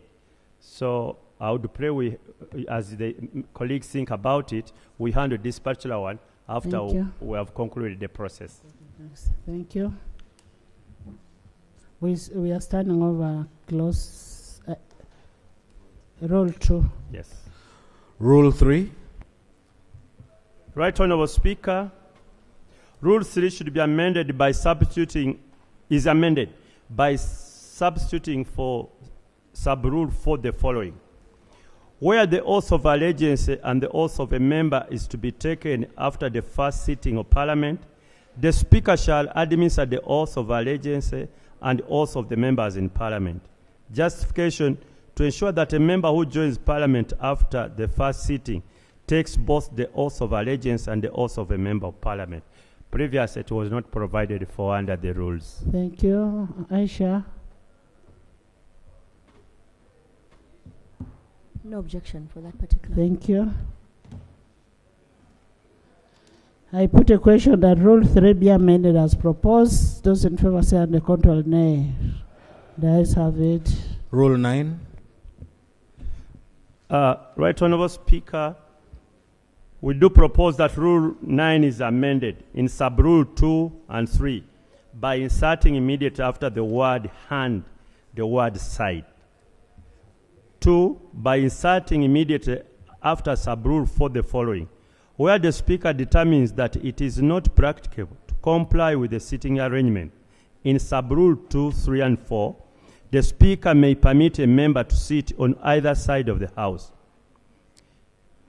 4b, notwithstanding sub-rule 4a, the front row seats to the right-hand side of the Speaker shall be reserved for the lead of government business, government chief whip, and ministers. And b, left-hand side of the Speaker shall be reserved for the lead of the opposition, opposition chief whip, shadow cabinet, and party whips of any other party in the opposition.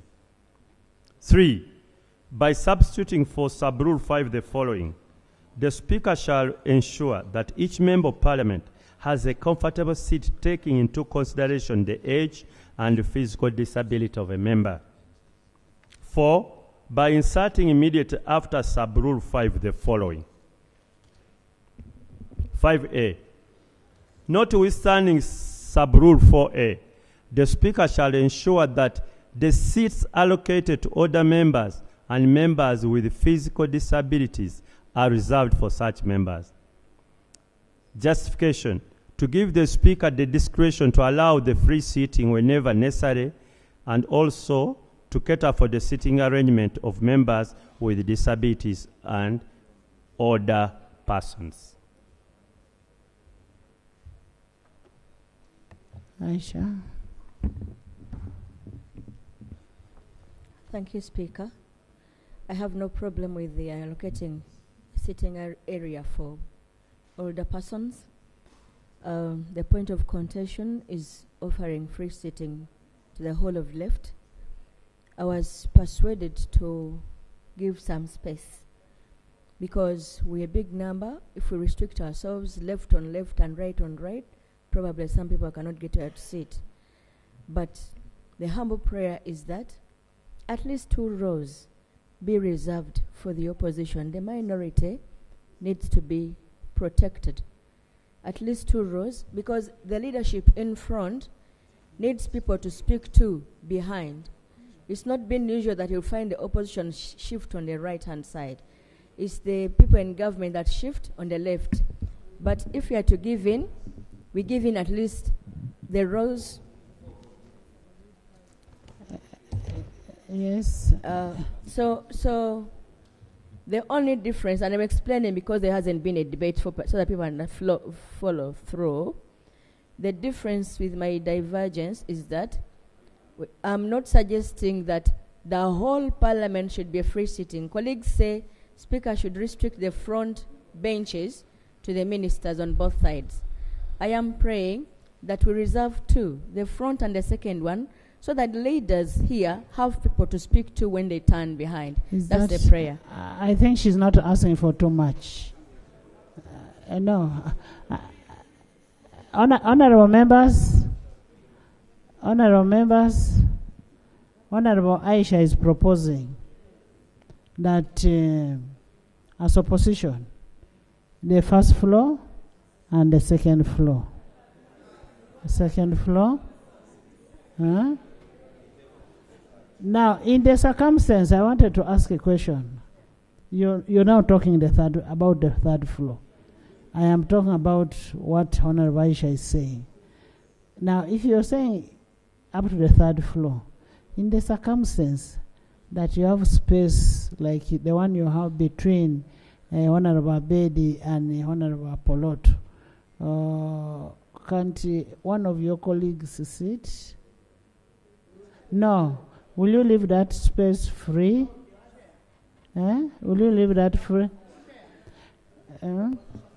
Right, Honourable Speaker, that's similar to asking. You see on the front bench this side there's only 2 people. I don't know whether I can cross over and I go and sit there. By the way, I agree with what Honorable Aisha is saying in totality.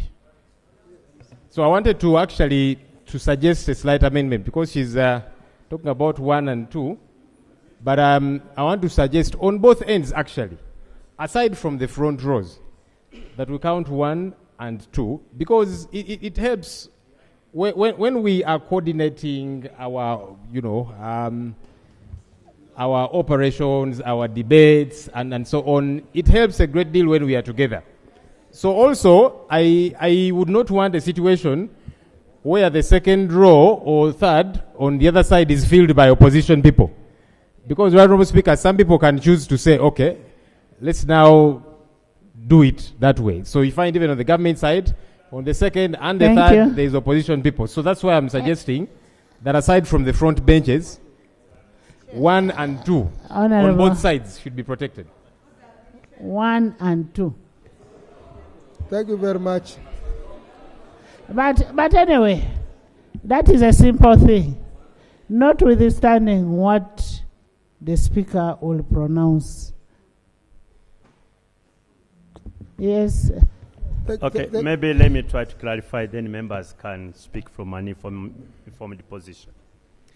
Currently, what has been happening is that whenever they have declared free sitting, because of challenges of numbers, and I want you to know that, the issue is about the numbers.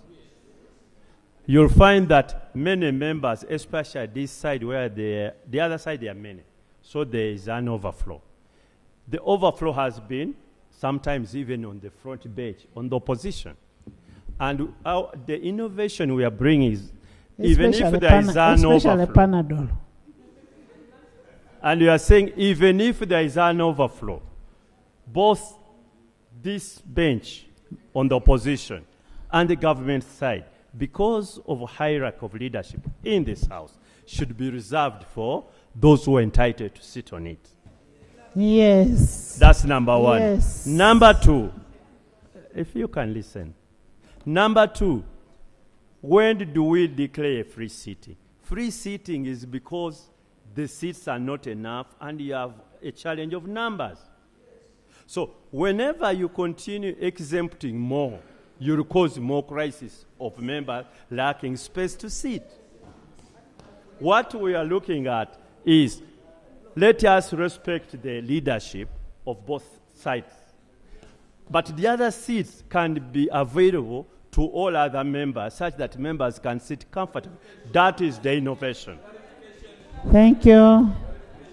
Yes, Honorable Angoda. Thank you very much, Madam Speaker. Venus. Madam Speaker, last week, when the Honorable Katuntu presented here, and the Honorable Aisha, in her minority, also presented to us who were here, we appreciated the well-thought position that came from the chair and also the Honorable Aisha. Those two, the front and the next one, provide an opportunity for sharing information. Many times when we are there, we also give some backup. Now, we cannot have the rest of the seats behind open, and yet we have members who are standing. So I think let's go by the position that Honorable Aisha has presented. We unanimously moved and adapted to it the other time. We can do the same again today. I thank you very much. Thank you. Alebton. Then, Naboth, I'm coming to you. Thank you so much, Madam Chair. Madam Chair, the clarification I'm seeking, whereas I don't totally disagree with the proposal by Honorable Aisha, and I think it is very healthy. We've had scenarios where sometimes some members decide to abscond, they decide to walk away, and when there are very critical matters of national importance to be discussed. At times when we are sitting in other spaces, for example in Kololo, as a space for Parliament to sit, we've had scenarios where we were sitting at the regional sitting in Gulu, and the issues discussed or to be discussed are very pertinent. And we don't feel comfortable to leave the front rows empty. Therefore, I would like to agree with the proposal by the chair of the committee that based on the discretion of the speaker, when she finds it necessary, he or she, the speaker, can be the one to guide on free sitting. Thank you. Honorable members, what Honorable Aisha is saying is not ring fencing per se. We are not ring fencing. It depends on the circumstance. Like now, you cannot come to the house, and because you have seen only Lop sitting, then Panadol is going there to sit, Macho, and yet you know very well that is supposed to be for opposition leaders. You get it? And from today, Macho, that's where you're going to be. I mean, Panadol, that's where you're going to be sitting. Stop. So, depending on the circumstance. So, for me, I don't really have a problem. Because if leader of opposition is sitting here, cow, they may want to consult. They may want to consult from behind, what do you think, and that kind of thing. Same thing here. That is that. Huh? Can I suggest a way forward? Because the sort of thing we are discussing is important and so on. I was like been consulting my colleague. Let's concede to the two rows. I concede to the second row and you proceed. Thank you. I put a question that rule not. Thank you. Madam Chair, I would like to be on the record. Jana, let him first speak. Thank you, Chair, Madam Chair. We are discussing and mentioning opposition and government side. Where does this leave the members of the independent? Where are you seated?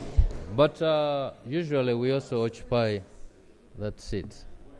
Like government side, NRM, we usually sit I am the Dean of Independence.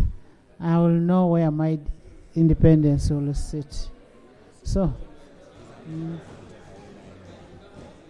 and the amendment does not take 9(1). Okay? Yes. Let's first hear from the minister. Yeah, thank you, Right Honourable Speaker. I think in the amendment, the committee mentions physical disability. But we people who sit here are not all physical disability. We have a deaf representative. Because physical disability, according to our act, is somebody caused by cerebral palsy, amputation of a limb, and paralysis or deformity. So we need to look at whatever it is in the... There's also Panadol who has no eye. He also has a definition here. Even the Panadol with the partial disabilities on the law.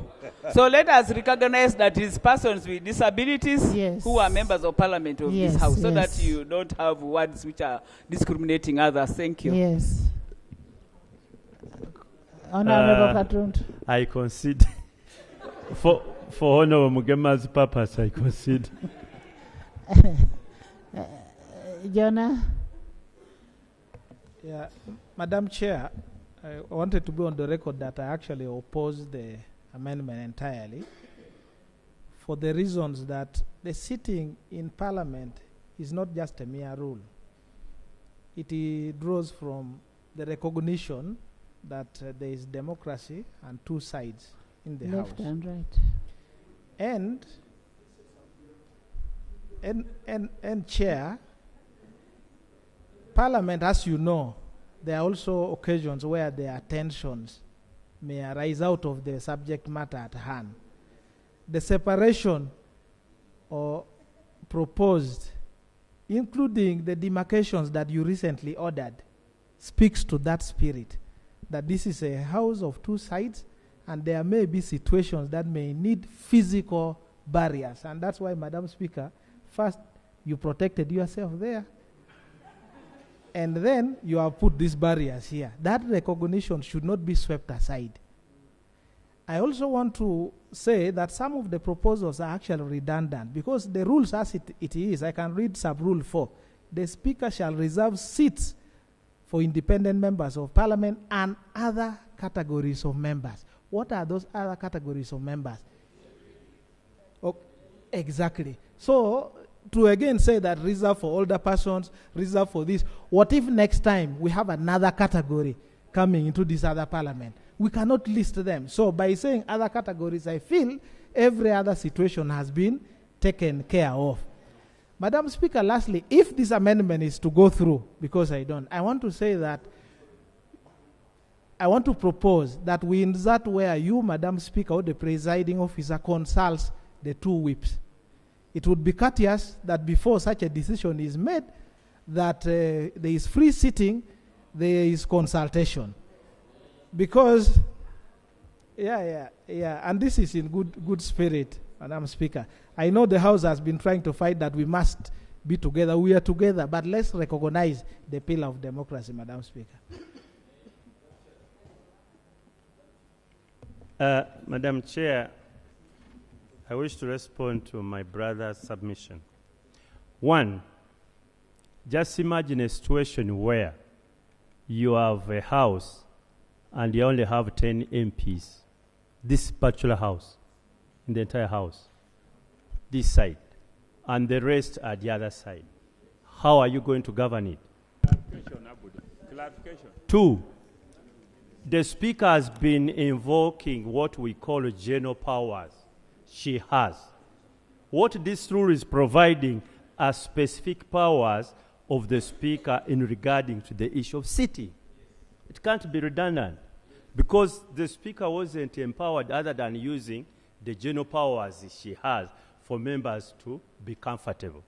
And don't allow that sort of situation, because chances that whenever the Speaker uses general powers, somebody will allege sometimes even bad faith. But here he will be you want to inform me on the rules? Really? Okay. You see, thank you, senior member, for giving way. Madam Chair, as members of Parliament, we are mandated to be here whenever there is a sitting. And it's only on rare occasions where a member maybe is indisposed, and the Speaker must be in know of your absence. So what I want to inform the honourable member, whether there are 10 members seated on this side, and the other side has 100, business can continue. We've been in this house where the opposition say we shall not be in this sitting. Once we move out, the Speaker rule says, no, members, some of you come and sit where you want, where the opposition has been, and the House goes on. So what am I saying? Is that the Speaker of Parliament has all the powers to determine our seating arrangement. But following the rules, because already this House has two sides, the ruling government and the opposition. So when you look at and independence, so I don't know, you can correct me, because what you talked about, the numbers 10 on this side, wouldn't arise whether we are 10 and the other side is a bigger. It can still remain as the rule has been. That's what I want to inform you. Honourable Aisha. Right, Honourable Chair. Allow me inform Honourable Jonathan and colleagues that this report is alive to the fact that we are in a democracy, and we subscribe to the Commonwealth countries that have a sitting arrangement in Parliament. And the report recognizes that the members in the ruling party will be on the right-hand side, and the members on the opposition will be on the left-hand side. This report recognizes that, but it also recognizes that there are exceptional circumstances. So now we are talking about those exceptional circumstances where the Speaker has already said free sitting. So what the major report was saying, the free sitting should exclude, whatever the circumstance would be, should exclude the front. Now he has conceded to the fact that the free sitting, whatever the circumstance may be, should exclude 2 benches on the front side of the opposition. Right, Honorable Speaker, it is also okay for the public to see that their members of parliament are not there. If the seats are empty, let people know that members of parliament either have walked out or have absconded from duty. So it's okay. Thank you. Will you allow me read the amendment as proposed? The amendment? Yes. You read the amendment. Hold on, what? Right, Honorable Speaker, the colleague have conceded. I therefore Madam Chair. move. Eki. How do you access the microphone? Aisha, can you read? I therefore move that Rule 9 is amended by inserting immediately after Sub-Rule 4 the following. 4A, where the Speaker determines that it is not practicable to comply with the seating arrangement in Sub-Rule 2, 3, and 4, the Speaker may permit a member to sit on either side of the Speaker. 4B, notwithstanding Sub-Rule 4A, the Speaker shall reserve the front rows to the right and left-hand sides of the Speaker for the ministers and shadow ministers respectively, and the second row on the left-hand side of the Speaker for members of the opposition parties in the House. Justification is to give the Speaker discretion to allow free sitting whenever necessary. 2, to reserve the front seats on either sides of the Speaker for ministers and shadow ministers. 3, to reserve the second row seats on the left-hand side of the Speaker for the opposition parties for consultation purposes. Thank you. Thank you so much. And then the amendment of Honorable Samuel to... Yeah. Right, Honorable Speaker, I considered after listening to my... Thank you. So we are taking with amendment of Honorable Aisha and Honorable Samuel. And that also happens. I now put a question that Rule 9 be amended as proposed. Those in favor say and the contrary nay. The ayes have it. Rule 11.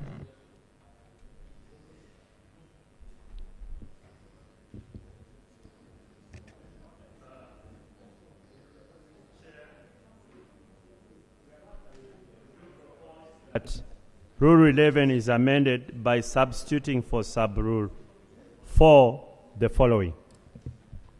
Nomination of the candidates for election to the Commission of the 4 members of Parliament referred to in Sub-Rule 1F shall be made by the government and the opposition sides in accordance with the rules set out in Appendix BA.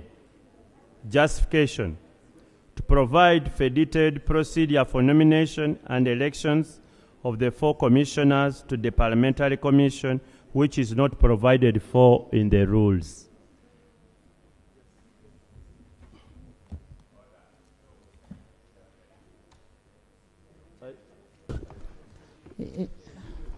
Continue. Right, Honorable Speaker, the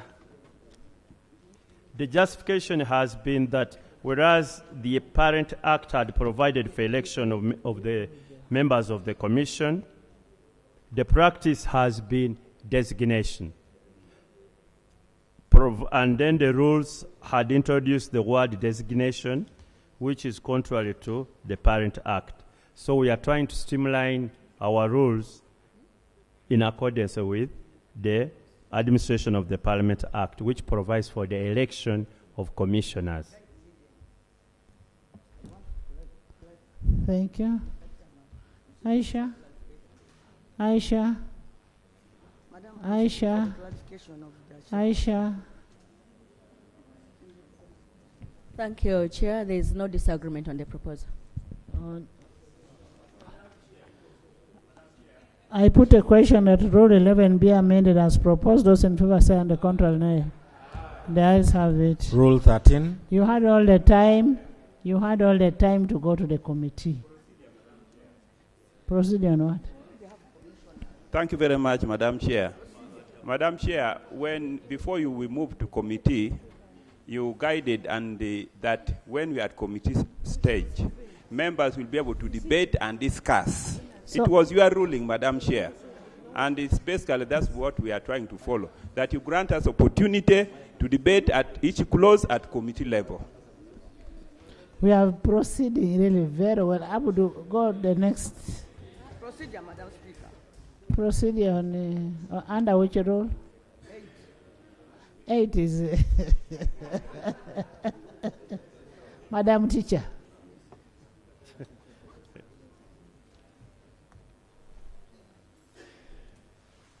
Right Honorable Speaker, I'm proceeding under a rule that talks about your general powers as a Speaker. Right Honorable Speaker, the procedural issue I wanted to raise was to seek your guidance under your wide powers to be clarified. You have just ruled here that we have passed the clause, but we have commissioners in this House right now. 4. And I understand that, and I was trying to consult Honorable Katun here to know if what I understand is proper, that we cannot make rules that act backward. Yes. Retrospective. Indeed. Now, Right Honorable Speaker, now that we have commissioners and we make this rule, and you have guided when I raised the matter about the fact that this might have been work for the next parliament, you said indeed we still need to make rules for this parliament. Does it mean that now that we have that rule, we are going to get new commissioners, or are we making this for the future? And are we supposed to legislate for the next parliament, Madam Speaker? I want to be clarified.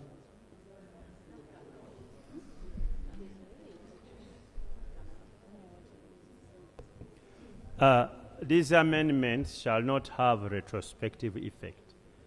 So the commissioners, as currently constituted, were elected in accordance to the rules as they were then. But tomorrow, the vacancy can fall, either by an act of nature, or by which could be that one I don't want to talk about, or resignation, or even for whatever reason. Then that commissioner, a new incoming commissioner, why don't I explain first? Then that incoming commissioner will be elected in accordance with the rules as we pass them. So we are not first of all, to lose the position of the commissioner, you must do so in accordance with the rules and the act. As of now, none of those commissioners have violated any of the provision to lose the seat. Owechitiibwa.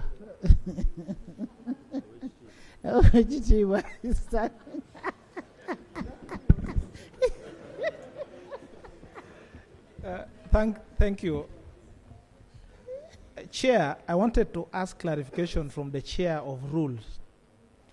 Except for adding the word that the election will take place in accordance with appendix proposed under BA, sub-rule 4 of the rules, they have replicated the same. If we can read together, the rule as it is now says nomination of candidates for election to the commission of the 4 members of parliament referred in sub-rule 1F shall be made by the government and opposition sides. The committee has just added, that it will be in accordance with appendix. So the clarification I wanted from the chair of the rules, he says that an election took place in accordance with these rules, the current rules. The clarification I wanted from him to brief us, when did this parliament sit to elect the commissioners?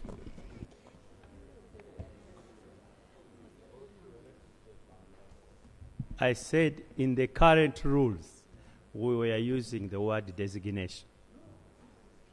You get it?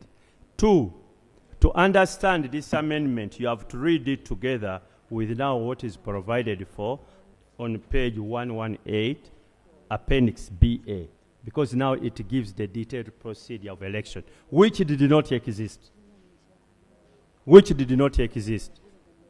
And in our view, you need to read now Appendix BA, which introduced a very different method of elections, such that you satisfy both the Administration of Parliaments Act and anything to do with the designation as it has been. It can't be in a case that office falls vacant tomorrow. Do you have the procedure in the old rules? It is not there. So they are only introducing, and they are saying within 2 days of the first sitting, of the first meeting of the first session of Parliament, that is when we should have the election take place. Yes. And this is in conformity with the Administration of Parliament Act. You have something Chair. contrary? Chair, I think to facilitate debate of this particular rule, would be procedure right for us now to discuss the procedure. Because whether commissioners would be elected or not, it wasn't a matter of contention. The law actually required us to have elected commissioners. Yes. Now, how are they elected would be the issue. If it pleases your chair, you would take us to that particular appendix at this time so that people agree with the appendix or make possible amendments to it. Before that, Madam Chair, you see, Madam Chair, I pray that we don't create a situation where we are as if preparing rules for the next house in anticipation of our being there, if God it makes us be there. Unless we are stating it expressly here, that those clauses breathe after that Parliament coming. Because after swearing off in the Speaker, the Parliament makes its own rules. So the moment we tamper and give procedures with the election of commissioners, that means we are preparing rules for the next house, which we are not sure of being there. All by my Rosal, I will be there, you never know. And prayers, no, there's nobody who is assured of that.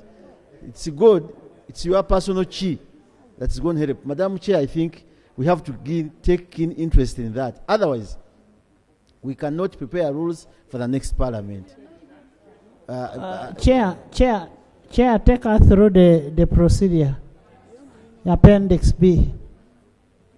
BA.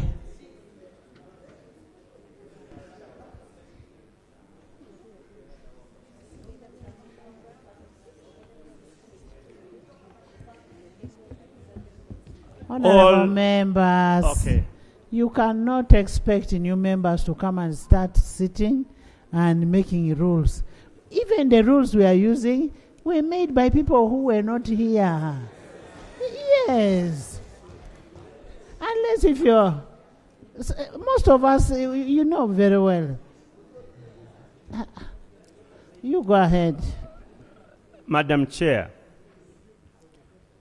election rules, election law is always about the future, not the past.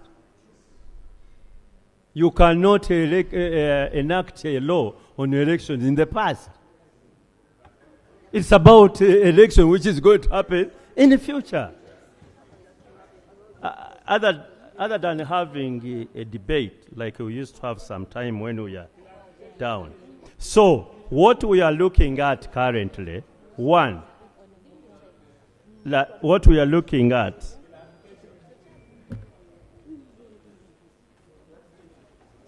I am already taking any clarification. I don't want anybody to imagine there is a big question which... Thank you very much, Madam Chair. Honorable Budu, you are the one who has been mentoring us, saying that we don't legislate in anticipation. Now it seems you are now taking us to anticipate, because the Commonwealth practice, the foundation upon our rules are prepared. every parliament makes this rule. We can adopt the rule. If a new parliament comes, they can decide to adopt that rule or make its own rule. So I want to seek clarification from you. That is it proper for you to be on record to make statement in anticipation that the next parliament, this rule we are making for them so that it will help them to conduct election, their first sitting. Rule 13. Honorable Abudu, Rule 13. Colleagues. Rule 13. Yes. Rule 13. I did. We are finished. I'm just going back to Rule 13.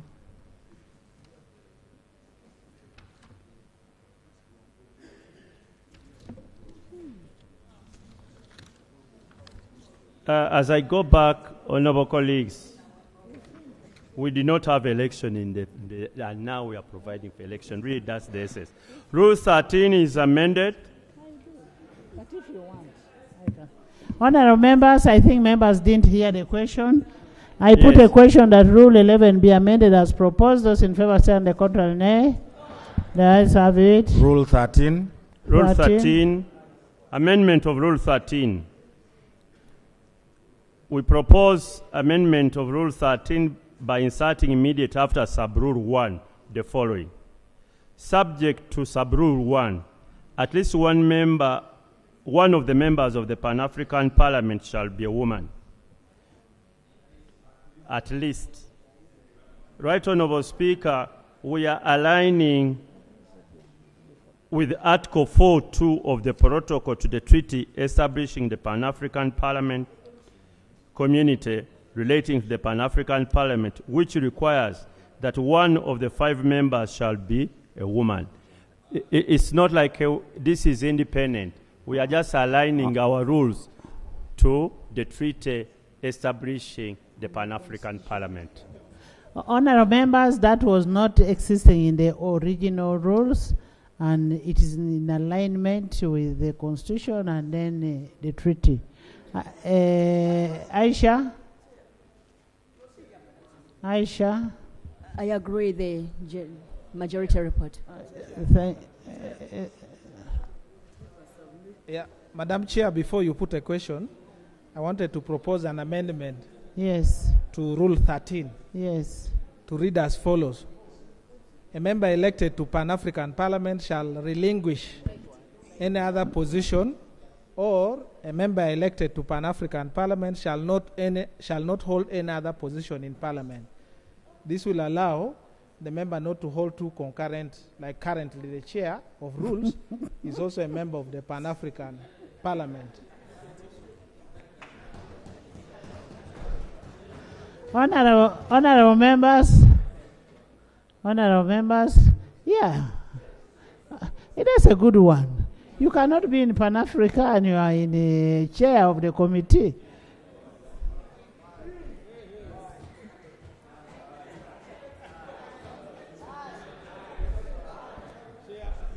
Right Honorable Speaker, I concede.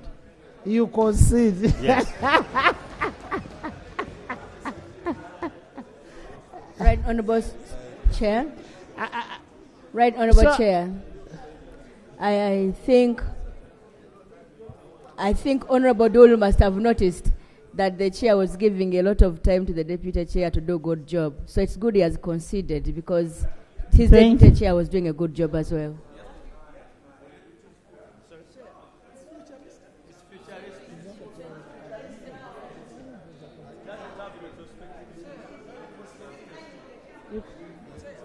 You have considered? Chair. Honorable members, I put a question that Rule 13 be amended as proposed with amendment. Those in favor say on the contrary, nay. The ayes have it. New rule. The new... No, he has not resigned. Well... He has a dean who will... I can say the rules don't have retrospective effect. And I think we have already explained that to the honorable members. We are now rule 14. 14? I think There's rule a new 14. rule? Yes. The rules are amended by starting immediately before Rule 14 the following. Role and functions of lead of government business.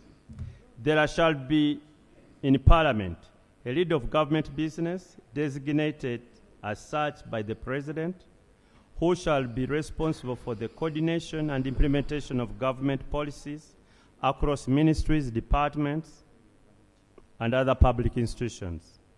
2, the lead of government business shall perform such other function as provided under the rules. Justification to provide for the role of the lead of government business in the rules. Colleagues, as you realize, whereas the role and functions of the leader of oppositions provided for in the rules were cited on the role and functions of the leader of government business. So we are now just transplanting them as they are in the Constitution. The role we are giving here are those which are provided for in the Constitution. Like those which are in the rules for the leader of opposition were also transplanted from the Constitution.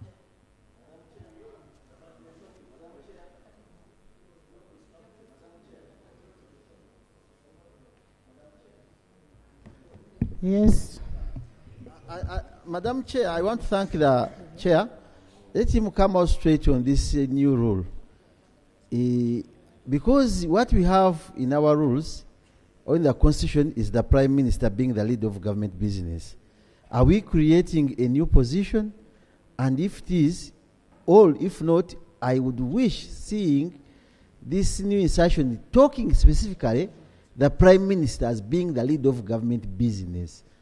Otherwise, if we are creating something new, we are going to have a challenge between the Prime Minister and the new leader of government business. Could we understand what you exactly mean on this? Because the leader of government business by our Constitution is the Prime Minister. Honorable Katuntu, isn't this really redundant? No, it isn't. Actually, I wish you had read the amendment. Have you? It is saying, there shall be in Parliament a leader of government business. It is there because that's what the Constitution provides. Designated as such by the President. Yes, that's what Constitution. the Constitution provides. Who shall be responsible for coordination and implementation of government policies across ministry, department, and other public institutions. I am scratching my head to see the controversy. You know, Honorable Abudu, who shall be responsible for coordination, implementation of government policies across ministries, departments, and other public institutions. That is from executive, not legislature. Let your neighbor explain to you. That is from executive, not legislature. It is defined by the executive. We are legislating on what we do day to day in Parliament. Now, this is what executive has tasked or chosen, given to who? The leader of government business. You see, and then the leader of government business shall perform such functions as provided under the rules. But this is what the president has designated. The one which has designated is under 1. Even 2. Huh? No. The what has designated is lead of government business. That actually it is not even the president. The Constitution designates the leader of government business to be the Prime Minister. Then who shall be responsible for coordinating and implementing of government policies across the ministries within within Parliament? Chair. And that's the Prime Minister. The Prime Minister, yes. Yes. Yes. Who is the head of government business? I don't know whether I understand you. Our roles are defined by executive. Chair. Her roles are defined by executive. No, you see, Chair. You know, let's not go into, let's not clash. Yes, Chair. Chair, from that amendment, it presupposes that the president can appoint another lead of government business apart from the prime minister. And that is very dangerous for us to put that in our rules. The law is very clear, the constitution is very clear that the prime minister is the leader of government business in parliament. And we don't need to provide for it in our rules. Under the Constitution 108A, the Prime Minister shall be the leader of government business in the Parliament and be responsible for coordination, implementation of government policies across ministries, departments, and other public institutions, and perform such other functions as may be assigned to him or her by the President. By the President. As may be conferred on him or her by the Constitution of Uganda. Chair. Yes. What Honorable Wanika is very fearful of is taken care of under the definition. In the definition, the leader of government business is defined as a prime minister. So we cannot have another office created. But the role of government business in parliament is not stipulated in the rules as of now. So the committee thought it was prudent to get the role of the leader of government business to be stipulated in the rules and define who is the leader of government business as a prime minister.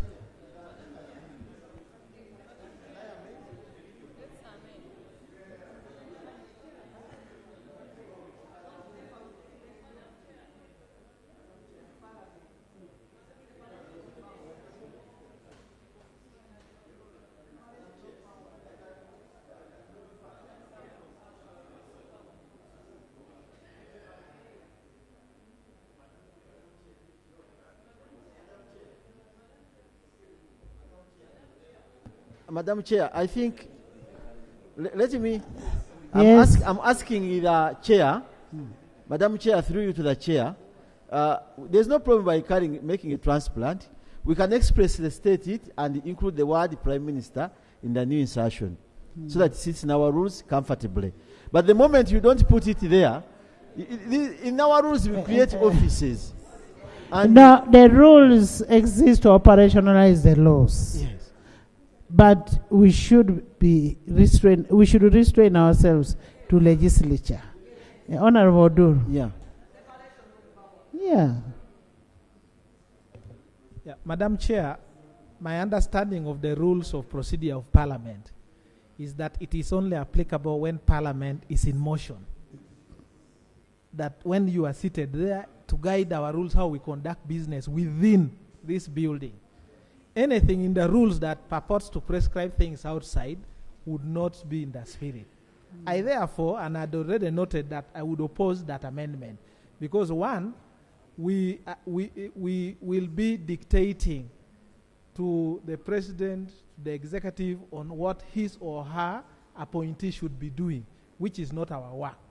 If we intend to extract some roles that are limited within parliamentary business. For example, leader of government business, who is the prime minister, shall be the one answering during prime minister's question. That is something else. We should be explicit, but to lift from the constitution as it is, because the prime minister has responsibilities in the executive, but also here. Yeah. Honorable Katuntu.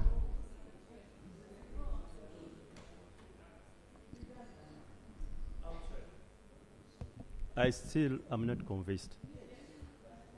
And let me tell you why I'm not convinced. Does the Constitution provide for the function and roles of a leader of opposition? Have we transplanted those roles from the Constitution to our rules? Have you read it? You see, yes, just look at it. just look at whether we have translated the roles given by the Constitution to the leader of opposition, and we have also provided for in our rules. What we are trying to do, and if you can listen, what we are trying to do is exactly to do the same. What you've already done for the office of leader of opposition, and we are doing it for the office of government business. And when you look at the new rule, it is not inserting anything outside what is provided for. Yes. But if you are not comfortable, we can leave it. I'm not convinced, but not I'll we proceed. being comfortable, but less separation of powers. And as the Honorable Duru said, when the House is on motion, what is expected of? Yes? Chair. Thank you so much, Madam Chair. Madam Chair, I stand to support Honorable Katuntu in that, marrying with what Honorable Jonathan has stated, the leader of government business is a member who sits in this parliament. And when you look into our rules of procedure and even the Constitution, all of us have been mentioned. Call it the leader of government, the chief whip, the members, and everybody else. So for me, I'm of the proposal that we stand over this, and then the chair, Honorable Katuntu, sits down and not only lives from the Constitution, but comes with a clear proposal of how we are going to govern the leader of government business when we are seated and when Parliament is on operations. Because it should come very You want clearly. to govern the leader of government business? Madam Chair, with our rules of procedure... No, I am saying you need to govern the leader of government business. Madam Chair, let me withdraw that word. Madam Chair, let me withdraw that word. But how the leader of government business is going to operate, for me, I feel should come out very clearly on our rules of procedure. Thank you.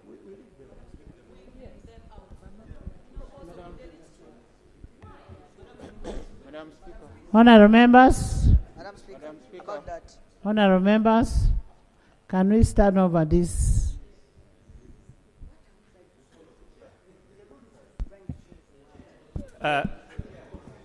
Chair. Actually, if the House is uncomfortable, we can leave it out. If you think we can leave it out, and then you have a leader of government business whose role are not provided for under our rules. Honourable Abudu. Can we go? Honourable Abudu. I concede. You concede? Okay. What are we cheering? No, I want to ask, what are we cheering?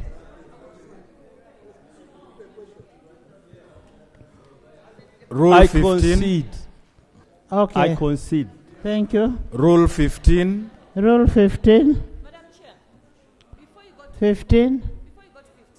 There is need to introduce also the leader of opposition, that there will be a leader of opposition in parliament, that we are doing. It's not, they It only is show on- roles. They don't show anything as far as there will be anything. They only start with roles. Article 82A, leader of opposition. What about including it in our rules? The way we've introduced whips, the way we've introduced leader of government business, there is need also to introduce the leader of opposition. We start by saying the roles will be this and that. We don't see. Look at the whips. We introduce whips that there will be whips. Okay, look at Rule 14. We start by showing the roles. I'm saying look at Rule 14. Role and function of leader of opposition. Rule 14. You don't introduce. Let me just consider, but you don't. No, you look at Rule 14. Read it. Madam Chair, under Rule 14, we give the function of the leader of opposition. We say the principal role of the leader of opposition is to keep the government in check. I would have suggested the way we've introduced that there will be whips, we would also introduce that there will be a leader of opposition, and then we mention the rule. Check the constitution, which is prim. Thank you. Honorable Katuntu. Next item. Next. Rule 15. Rule 15. Rule 15 is substituted for the following.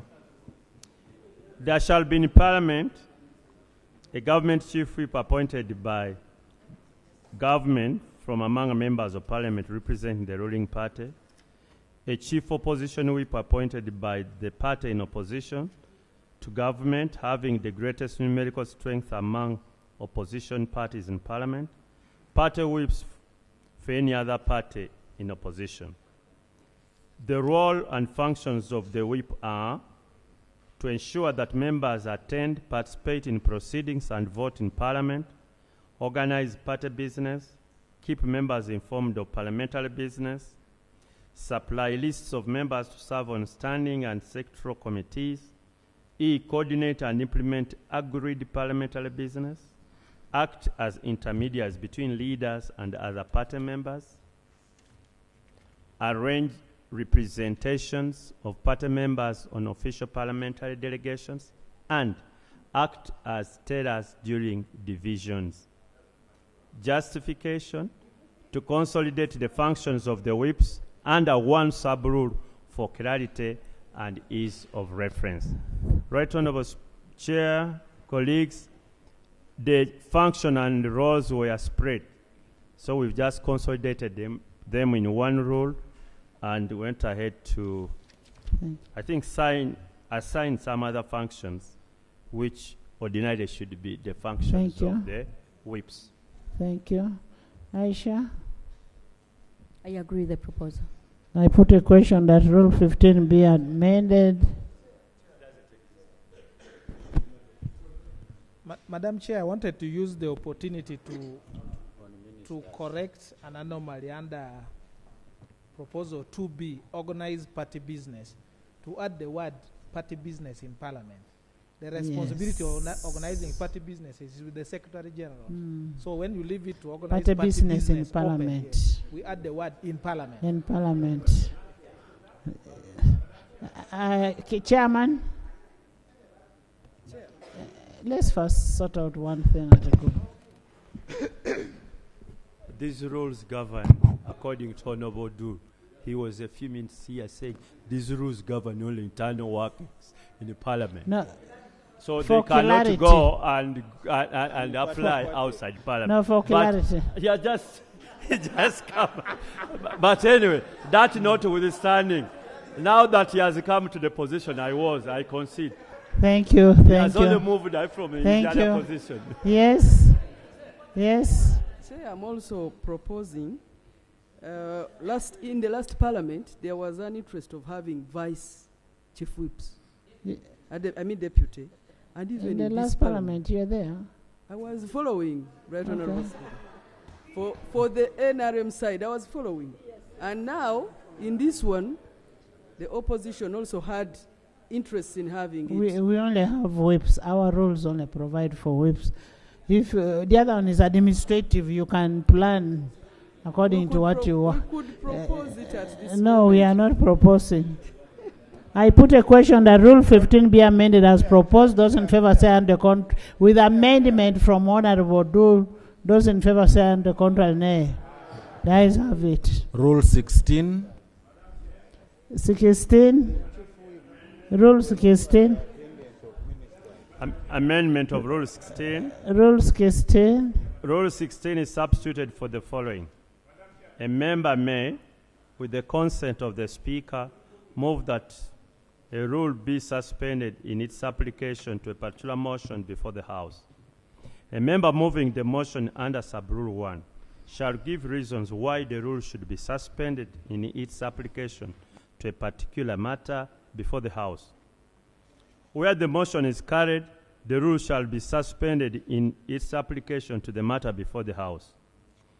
This rule shall not apply in respect to rules 5, 6, 10, 11, 12, 13, 1, 24, 88, 93, 98, 107, 108, 109, 110, 111, 112, 118, 124, 125, 126, 127, 134, 143, and 195.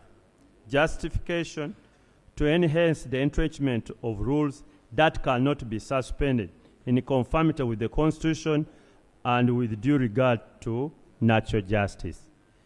Right Honorable Speaker, many of these rules we have added are a result of the Constitutional Court decision, where when we suspended the rules and the court held that the application of that rule, suspending the application of that rule will lead to unconstitutionality. So that's what we've just done, just to harmonize this with the court decisions, and also to make sure that this rule, including the rule suspending, to be entrenched, that it can't be suspended. Honorable Jotha, Aisha. I entirely agree with the proposal. Thank you. I put a question that rules can be amended as proposed. Those in favor say on the contrary. The ayes have it. Rule 19. 19. You'll recommend 19. Rule 19, sitting of the House. Rule 19 is amended by inserting immediately after sub-rule 1 the following. Subject to these rules, the Speaker shall sit at such place. The House shall sit at, Rule 19 is amended by inserting immediately after sub-rule 1 the following. Rule 1A, subject to these rules, the House shall sit at such place as the Speaker shall determine. To make provision for Parliament session in any other place, including regional sittings. Aisha? No objection. I put a question that rules can be amended as proposals in favor say on the contrary. The ayes have it. Rule 19. I put a question that Rule 19 be amended as proposed. Those in favor say on the contrary, nay. The ayes have it. 25. Rule 25. 24. 25. Not that is, my sister had an amendment. Thank you so much, Right Honorable Chair. This is about quorum in the House. Yes. Right Honorable Chair, often than not, to ascertain quorum in the House, we consider members present in the House and also members in virtual attendance.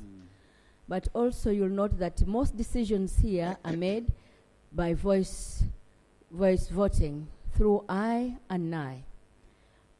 However, people in virtual attendance cannot be heard to pronounce their decision, whether they are saying aye or nay. So I am only, nay. I'm here to propose that for purposes of quorum, where a decision is made through voice voting, members in virtual attendance should not be considered to be part of the quorum because their voices cannot be heard. Right Honorable Speaker,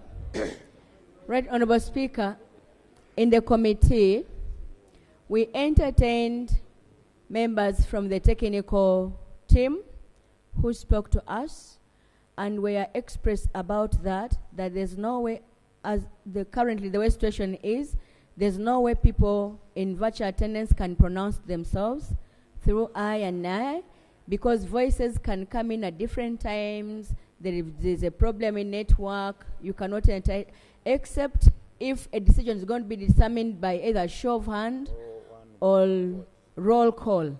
So this proposal is that those people in virtual attendance can only be part of the quorum if the decision is made through other methods, roll call, house hand counting and others, but not voice voting. Honorable Aisha, that is administrative quorum is about the number, not the voting. The people who vote will be present and they will vote, but the quorum will ascertain the quorum both virtually and what? Physically. Right, Honorable Chair. Right, Honorable Chair. Let me make a final Let's go. So, I contend that this matter is not just administrative. It's very, very important. That's why we say quorum shall be determined at voice taking, rather vote taking.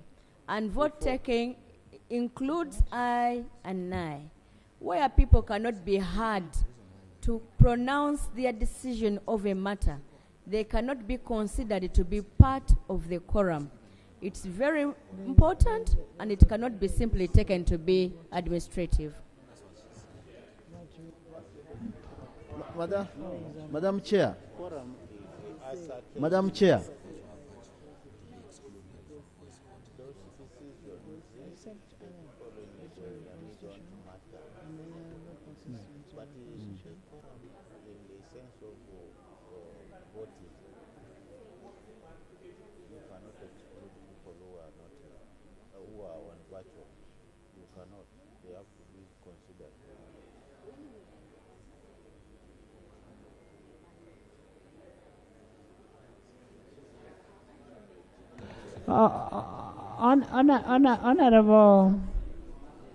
Honorable Aisha, we are looking at you're looking at two issues. You're looking at quorum and voting. Is that correct? Particularly here, yes. We have to look at the two together because quorum. You look at Rule 93. Rule 93 is a question to be decided by the majority. And here you're saying, except as otherwise prescribed by the Constitution or any law consistent with the Constitution, all questions proposed for decision of Parliament shall be determined by the majority of votes of members present and voting. Right, Honorable Speaker. Then you go to 3, the proxy form shall be submitted to the clerk within 12 hours before the commencement of the sitting to which it relates. Right, Honorable Chair. Quorum is determined at vote. And my assertion is that you cannot be present, you cannot be considered to be a part of a decision when you cannot vote. And we are told by the technical people that people in virtual attendance cannot vote where we say aye and nay. And therefore, people in virtual attendance cannot be part of the quorum. It is just simple like that. Chair. They cannot be part of the quorum because they can't be heard. Chair. Let us put records correct. I remember very well in the 10th Parliament, members were debating online. Yes. If you can debate online, you can as well vote online. That's the reason we have this. When we're voting for the famous LGBTQ, yes, members voted online. Yeah, so with the modern technology, we cannot restrict ourselves by putting such. So I pray that we sustain it as it is. Otherwise, we can vote online as we debate online.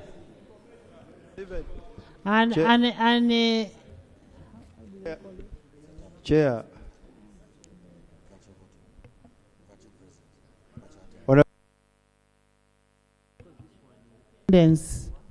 That can only be seen by the presiding officer. Chair, that's another point of contention. That's another point of contention. So Chair. what is your view? It's okay people to attend in virtual attendance.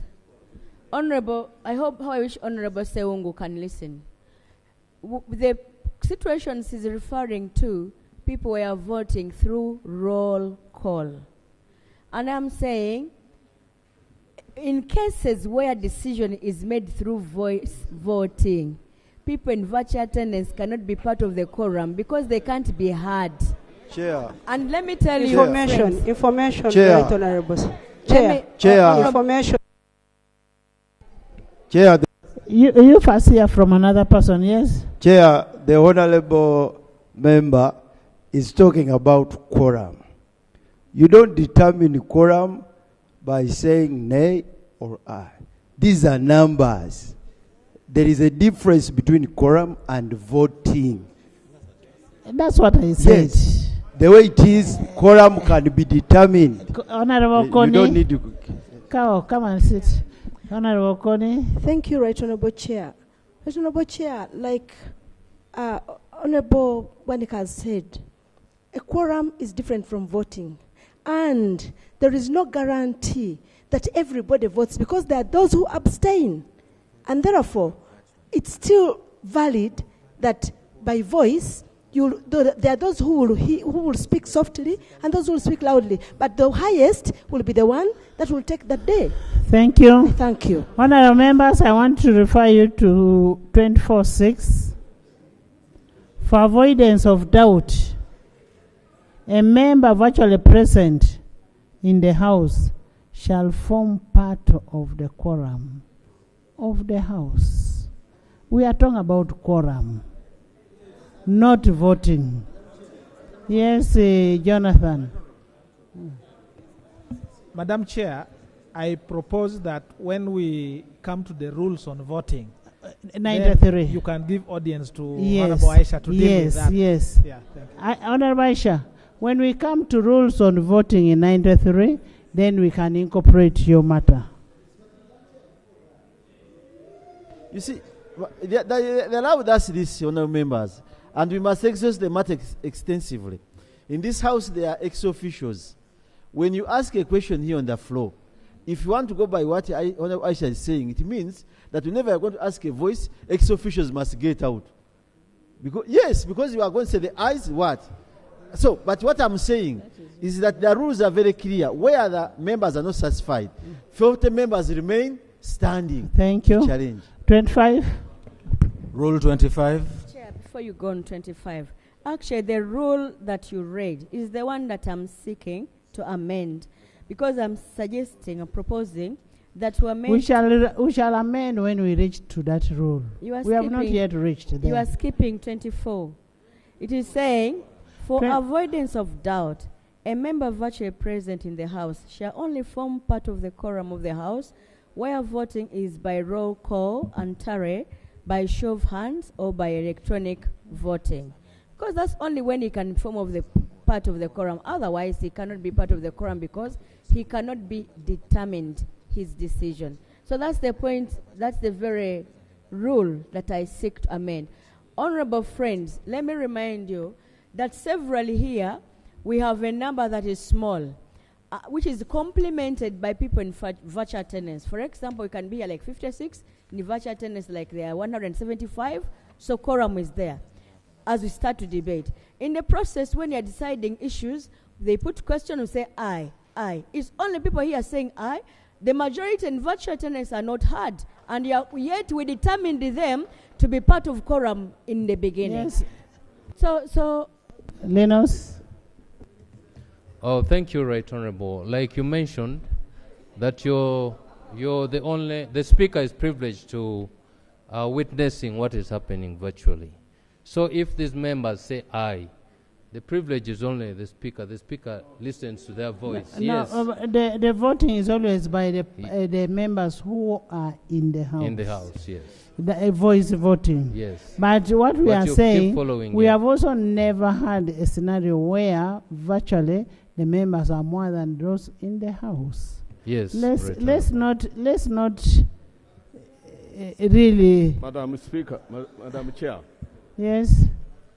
I think the honorable member has missed a point when she loads it over to you, when he knows very well that your lieutenants are the whips, especially in the determination of quorum. And it has become extremely difficult, almost next to impossibility, for whips, whose role is supposed to ensure due attendance, and also determine quorum for you on your behalf, virtually. It could easily be abused if it is not. Just a minute before you proceed. Very soon, most of you are going to be away, and we'll have bills to pass. We'll have appropriation. We'll have what? And you are the first people to say we're in the constituency. I will be online. Do you want Parliament to stop running because of quorum? You get it, eh? Because quorum, we are looking at a number. We need a number. But all of you are going to run away. The heat is going to be too much down there that everybody is going to be out. Eh? Thank you, Chair. Right Honorable Chair, I've listened to the Honorable Aisha Kavanda. There is a logic, or there was, when they were drafting, and these two were put separate. Quorum is quorum, and Rule 93 that concerns voting is also independent and explicit. The rule we are talking about talks about quorum. And rules could not have meant to disenfranchise. It is all about 93. Yes. 93 even provides for a member who is on leave, leave of absence, to even have a member vote for him or her. But this particular one that's called talks proxy about voting. Quorum. Quorum. Moses, just let him speak then. Honorable Chair, on the virtual voting, I think we have been having incidences where members who are not in the House, they vote by the show of hands, meaning that if somebody is on virtual voting or presence, then he can show by showing the hand that really I'm either accepting or I'm refusing. So it can be done in that way. Right, Honorable Chair. Thank you. Hello. I'm coming. Honorable Speaker, I want to disagree with colleagues who are disconnecting quorum from voting. That's not what the rules are saying. Rule 24, Quorum of Parliament, Sub-Rule 1. The quorum of Parliament shall be 1/3 of all members of Parliament entitled to vote. Sub-Rule 2. The quorum prescribed under Sub-Rule 1 shall only be required at a time when Parliament is voting on any question. There is, even without it, by the way, being in the rules, it ought to be implied. Quorum is only when you are going to vote on a matter. That's when it becomes critical. Otherwise, discussing and so on, even in our committees, you can discuss even if you're whatever bare minimum, yeah? But it's critical when it comes to voting. So it is not true that there is quorum on one hand and then there is voting on the other hand. Otherwise, what is it quorum for? Sub-Rule 2 here is making it explicitly clear. The quorum prescribed under Sub-Rule 1 shall only be required at a time when Parliament is voting on any question. So then, we must be able to guide the quorum that is with us virtually, because it is required for voting purposes. Honorable Speaker, assuming we are 100 of us in here, and there's 100 online, virtually, we have quorum, for starters. But when it comes to voting, you cannot say only the 100 in here are voting, because then it is not 1/3 who are voting. It is much less. So we've got to answer that question, and that's why it becomes complex. So do the ones online vote aye, nay? How do we hear it? But like Honorable Aisha is saying, we must be able to guide it within the rules, because what's clear is quorum is numbers that ought to be able to vote. That's very clear here.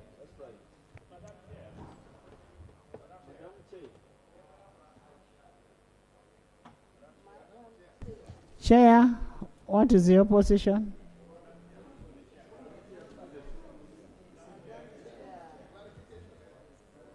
Just a minute. Right Honourable Speaker, we had all these judgments, and I wanted to listen more if there is anybody raising any judgment, which I've not heard so far. So I'm trying to, because it was really very contentious. Let me try to continue listening. Honorable if there Goli. is any new judgment, then Honorable Seno. Thank you very much. Doctor. First to the chair of the committee. Do we define the word quorum in this document? If we define it, then it would give us guidance. Secondly, I would think that we need to separate this issue of quorum for voting and normal quorum, so that if it is possible, can we isolate all the related issues, articles related to voting, and we send them to 93, so that we remove 24.2, 24.3, and send them to 93, if the definitions are different, so that we handle them differently. Anthony.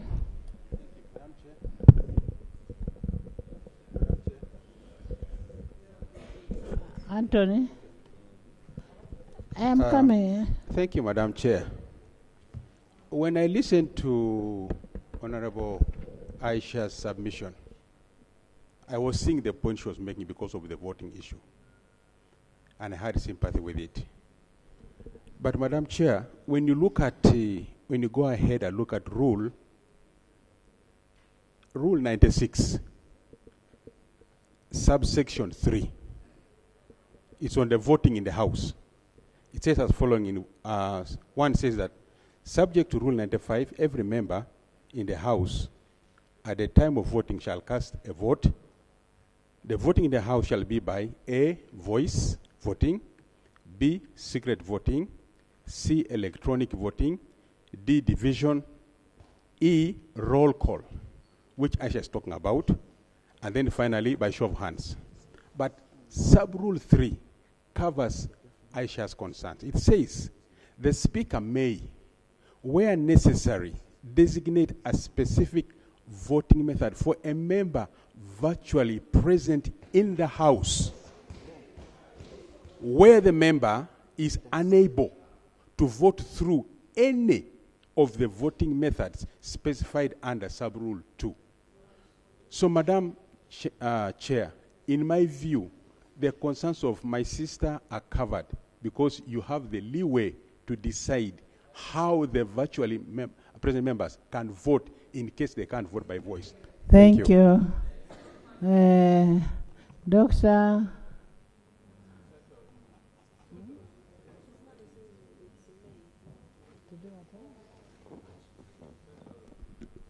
Thank you, Madam Chair. Madam Chair, I want to agree with my brother Anthony, the Honorable Anthony Seno. But to add that maybe if it doesn't cause harm, Madam, we would at this time expressly state that in the case of voice voting, which is aye or nay, those attending virtually will vote electronically, so that there is an intermarriage whereby we are catering in totality for all those in attendance, because those in attendance include those in the House and virtually.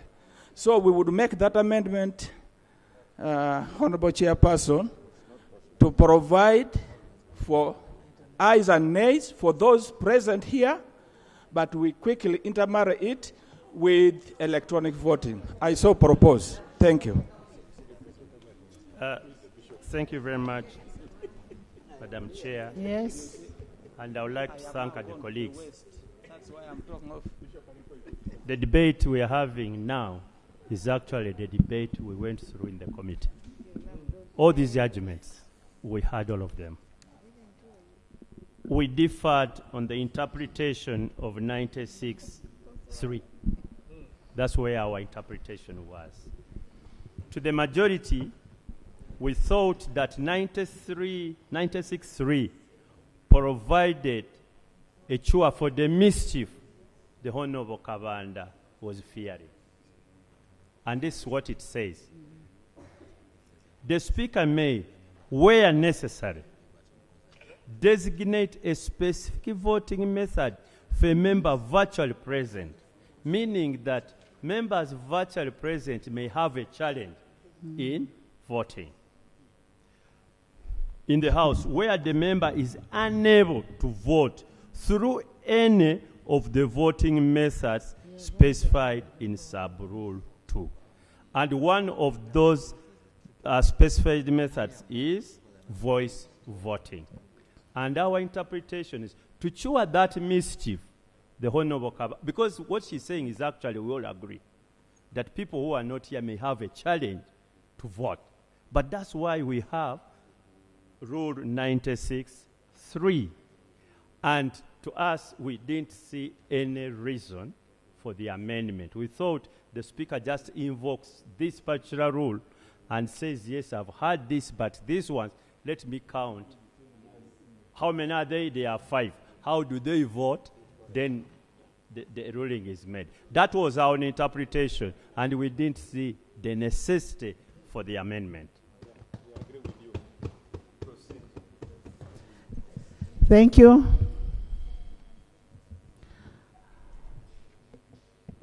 Right, Honorable Speaker, I have attentively listened to colleagues, and I want to allay their fears that this amendment puts into perspective the Rule 90, the one for voting. It just puts into perspective by saying, because the amendment reads, for avoidance of doubt. So we have noted that the Speaker can put an arrangement for members in virtual attendance to vote. We have noted that. So we're simply saying, for avoidance of doubt, a member virtually present in the House shall only form part of the quorum if the Speaker puts into place that arrangement. So it reads, for avoidance of doubt, a member virtually present... Honorable Aisha, I don't want people to run away from their responsibility when there is a contentious issue here. Let people be there to vote so that they don't hide away. Let them attend, let them come and vote. If we are voting for Tojikwatako, let it be. Let them let people not hide somewhere and say, I'm going to vote virtually. No. Let people come and vote. How do we, Speaker, how do we cure a minority here in the House pronouncing themselves of a matter through voice voting while the number complements the quorum is not in the House? To put into effect the rule that colleagues are quoting that takes care of people in virtual attendance, we need an amendment that says for avoidance of doubt, they constitute part of the quorum if they are going to vote in those specific terms. Otherwise, if they are not voting in those specific terms, they cannot be part of the quorum. You know, what you're trying to do is to infringe on the role of members to vote. That's what we are trying to do. Yes, Doctor. Yeah, thank you very much. Final. Now let me give Jessica. No, I am saying a final submission from me. Honorable Chair. Honorable Chair, it is very difficult and it will be very complicated for the presiding officer to mix the two types of voting, sound and then numbers. How are you going to mix them? The only way those who are attending virtually can be part of those who are voting in-house is when one system of voting is going to be adopted. And so are you in for the amendment or not?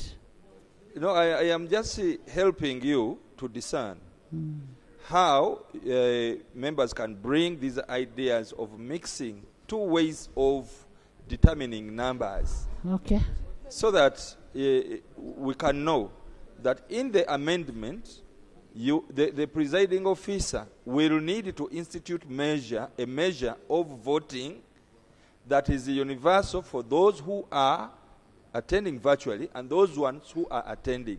Otherwise, if at all we are going for ayes and nays, which Honorable Isa says ayes and nays, because the sounds are quite different there, then it will be difficult to include those ones attending virtually in that kind of voting.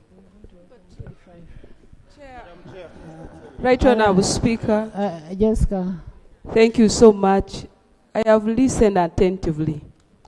One thing I have noted throughout my stay in Parliament here is that the presiding officers try their best to maintain quorum in the House, whether voting through roll call or in unison when we say aye or nay. So the issue of quorum is constant. To Right Honourable Speaker, I don't know what exactly Madam Honourable Isa will wish to cure. Because if the quorum is maintained constant, we have never in one time gotten more members on Zoom than in the House. Therefore, Right Honourable Speaker, I see what he's proposing as redundant, because based on the practices through which we have been going through, quorum has been maintained constant. Thank you so much. Thank you, Honourable Minister. Helen?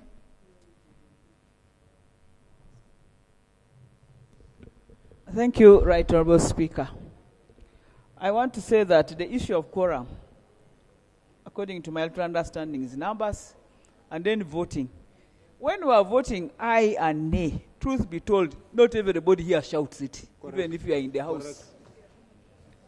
We only listen to the highest, and the Speaker says yes. But when something is contagious, usually the Speaker says we go for a roll call. And when they go for a roll call, even people on virtual are allowed to vote. Right Honourable Speaker, you interviewed me for Minister through a Zoom. I did not appear before you officially. You remember? Because of COVID, I did it virtually. But you had, the committee had me, and we agreed. They answered the questions and everything. So the issue of voting, even that time of COVID, they would bring you a picture. When I'm saying aye, the way I am there, it will come.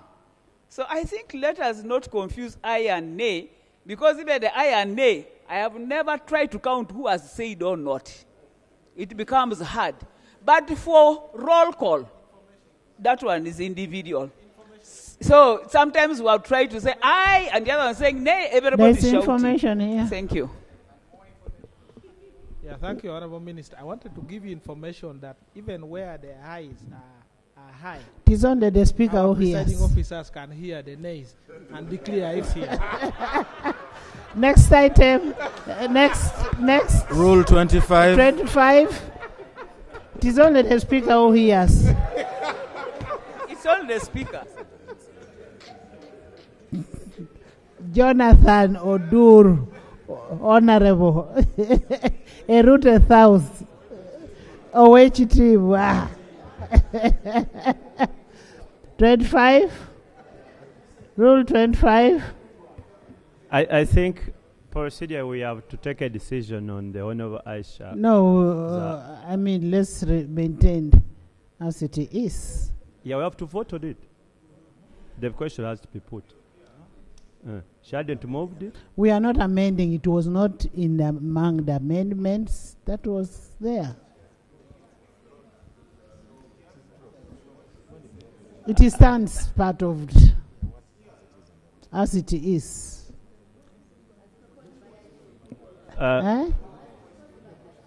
Can we? We need to that we vote on her amendment. We have to. Okay, I am putting a question that we amend Rule 24.6 as proposed by Aisha, Honourable Aisha Nalule Kawanda. Those in favor say on the contrary, nay. The nays have it.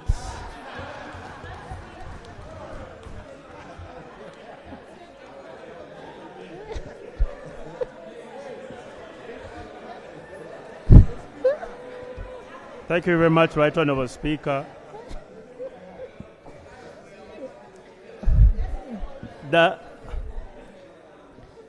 That was in accordance with Honorable Dur's advice.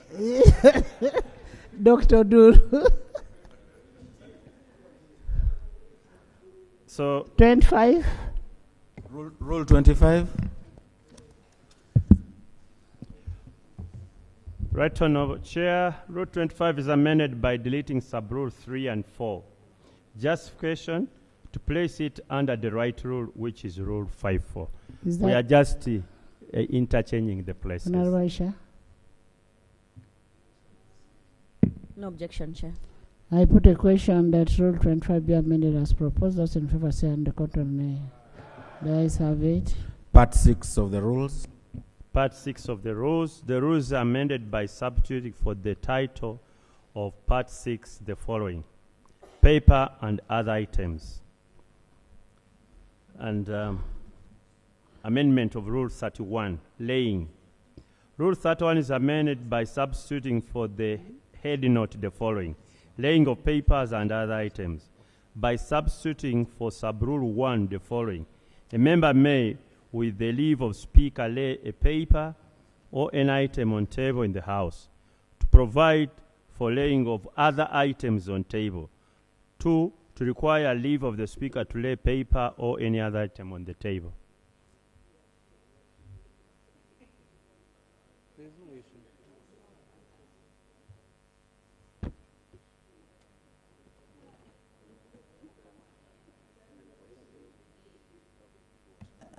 Honorable Aisha. No objection, Chair.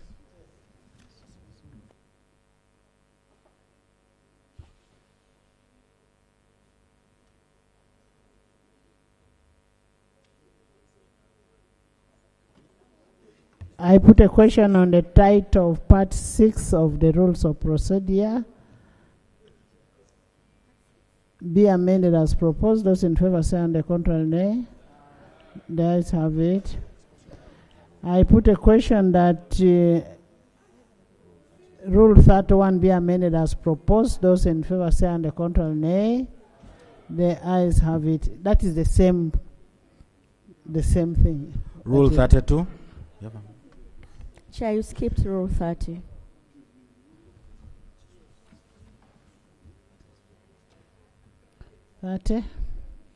Thank you. Rule 30 is amended by substituting for Rule 7 the following: the committee or minister in sub-rule 6 shall report back to Parliament within 14 working days from the date of referral of a petition for an urgent matter.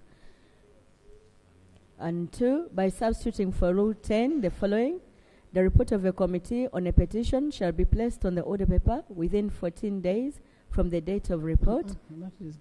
From the date the report is referred to the committee. Justification: to prescribe a specific time within which a committee or minister reports back to the House on matters raised in a petition.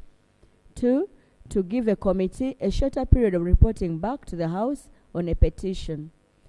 3, to give priority to petitions in the House. This is to separate petitions, reports of petitions from other reports, because some petitions are of an urgent nature and they cannot wait for 45 days to lapse.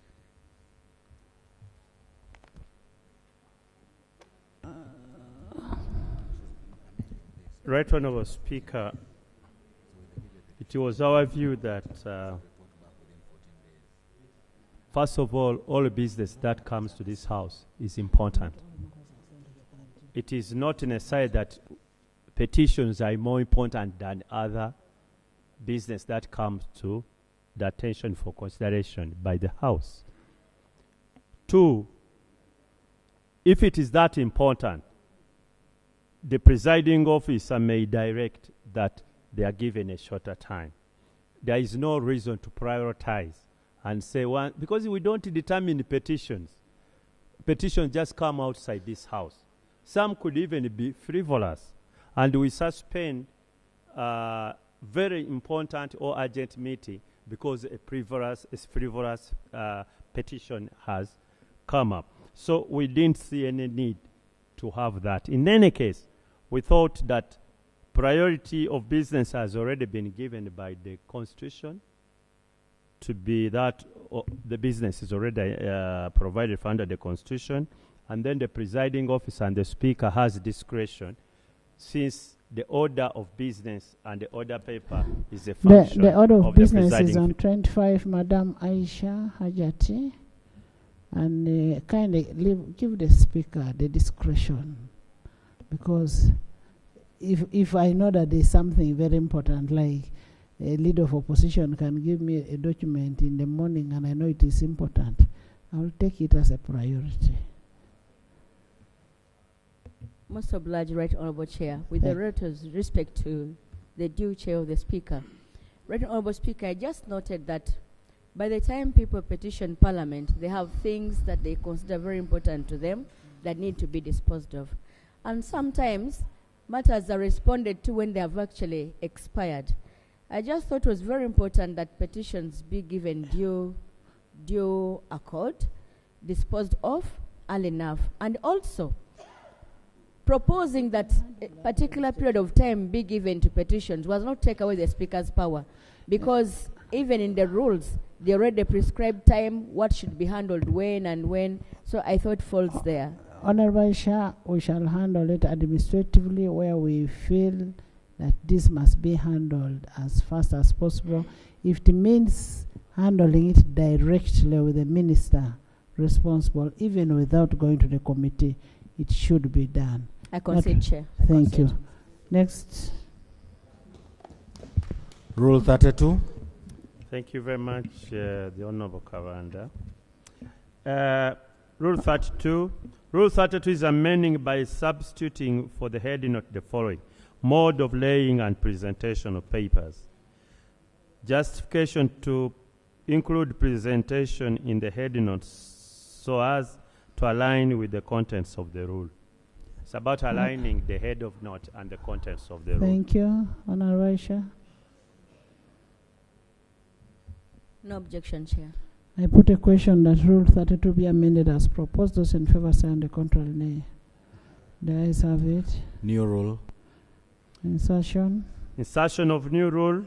Part 6 of the rule is amended by inserting immediately after Rule 32 the following: 32A, laying of reports of the Auditor General.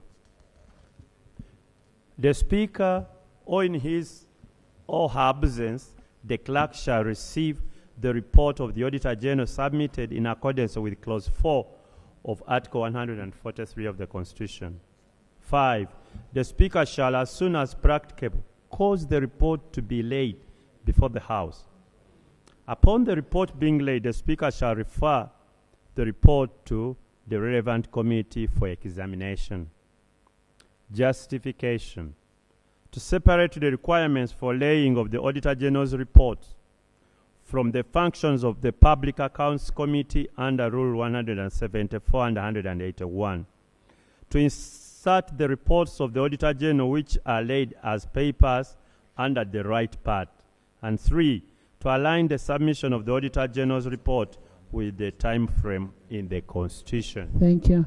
The first one, the Speaker, or in his or her absence, the clerk shall receive the report of the Auditor General submitted in accordance with the Clause 4 of Article 163 of the House of the Constitution.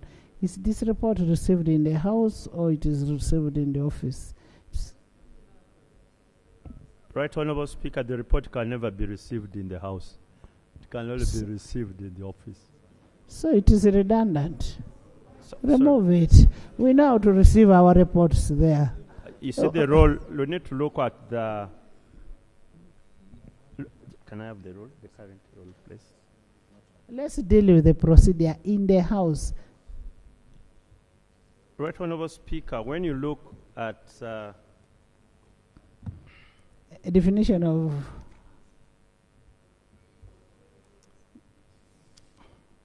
You have been receiving these reports as a... I think it should be under the Article 163, and we wanted to empower any other office other than yourself. Have we complained? Have we complained? We can concede. Why are you taking Yeah. There is a speaker, there is a deputy speaker. Yes. There are also commissioners of HT was. We consider, right, Honourable Speaker, we can go to Rule 15. Okay. So, no amendment there? Yes, we've considered. We Okay, can leave that next. one. Part 7, I think. Part 7. The rules are amended by substituting for the title of Part 7 the following. Part 7, laying and presentation of parliamentary reports and reports of regional bodies organization, to align the head note with the content of the rules within the part. Honourable Aisha. No objection.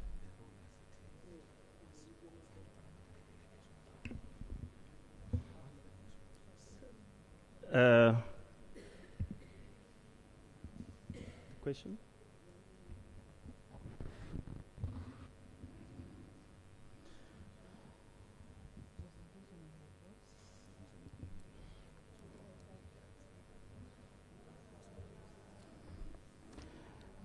Presentation of parliamentary reports and reports of regional bodies, organizations.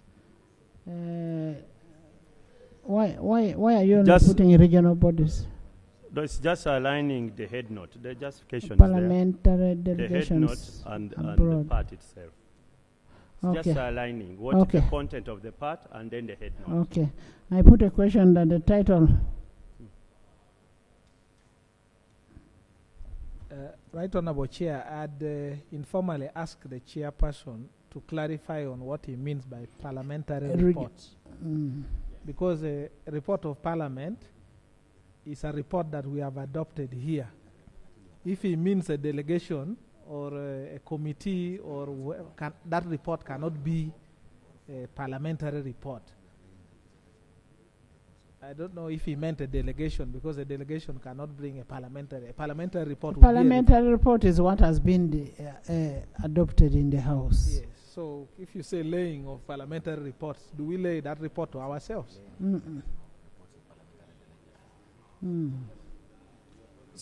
So I would like to move the amendment that it would read that laying and presentation of reports of parliamentary delegations. Yes. I put a question. Is that okay with you? We had already discussed it with Jonathan and I had considered. I put a question that the title of Part 7 be amended as proposed. Those in favor say, and the contrary nay. Let's have it. Rule 33. Chair. Laying of reports of parliamentary delegations abroad. Rule 33 is amended in sub-rule 1 by inserting immediately after the word abroad the words parliamentary delegation. Justification is just for clarity. Aisha.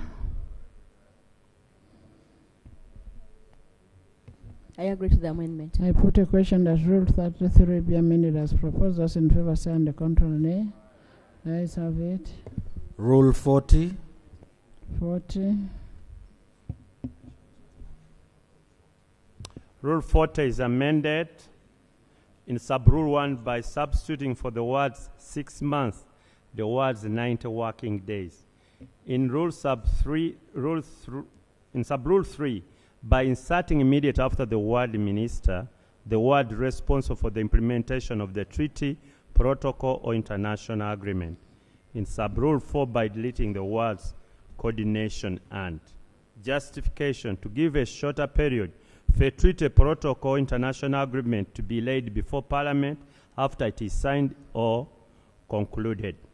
2, to clarify that it is the minister responsible for the treaty, protocol, international agreement that shall make a periodic report to Parliament on the implementation of the treaty, protocol, or international agreement.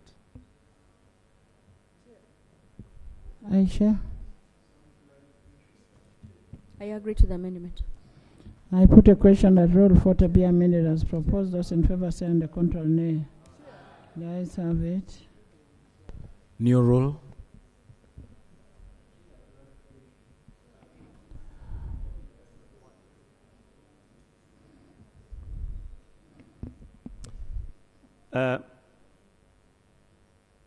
Insertion of new rule. The rules are amended by inserting immediate after Rule 40 the following. 40A, ratification of treaties. A treaty submitted to Parliament for ratification under subsection 2B of the Ratification of Treaties Act shall be laid in the House, and the Speaker shall refer it to the relevant committee for scrutiny. The committee shall examine the treaty in detail and make all such inquiries in relation to the treaty and report to the House. 3. The report of the committee to the House shall include a recommendation that the House ratifies the treaty with the reservations or rejects the ratification of the treaty. 4. In ratifying a treaty with reservation, the House shall specify the affected provisions of the treaty and the proposed text of each reservation, which may include prescription of timelines within which an obligation to be fulfilled before implementation of the treaty. 5. Upon the resolution of the House on a treaty, the clerk shall, within 7 working days, notify the Minister responsible for Foreign Affairs to enter the information in the Register of Treaties. Justification: to provide for procedure for ratification of treaties in accordance with the Ratification of Treaties Act.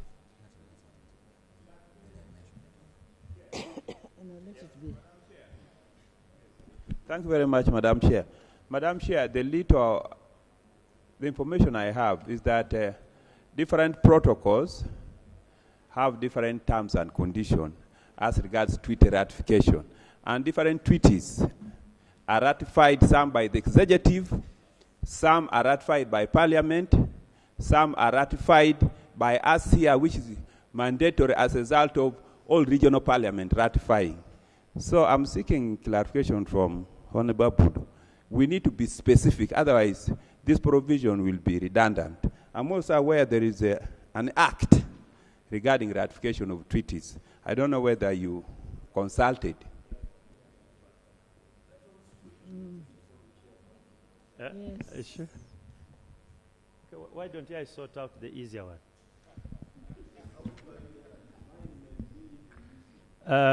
One, this particular proposal is based on the ratification of the Treaties Act. And whatever we have stated here is provided within the Mother Act, that you can reserve a treaty you can reserve the treaty. 2, you can ratify with reservations. And 3, you can reject it altogether.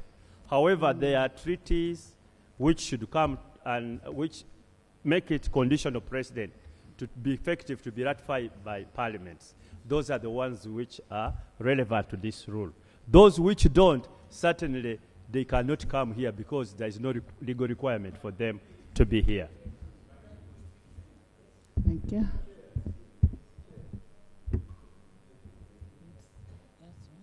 Yes.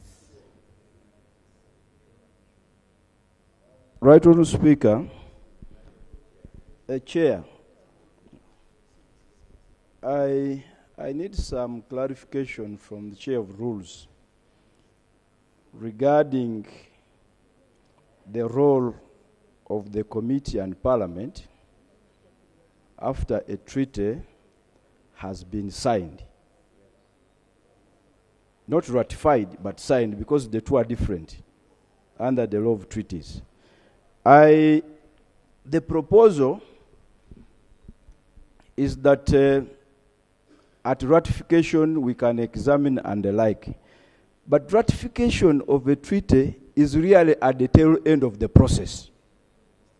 Tail end of the process. Chair, wouldn't it be proper for a parliamentary committee to begin considering this treaty in a draft form? In a draft form. So that those who negotiate the treaty on behalf of the country do it with input of Parliament. To suggest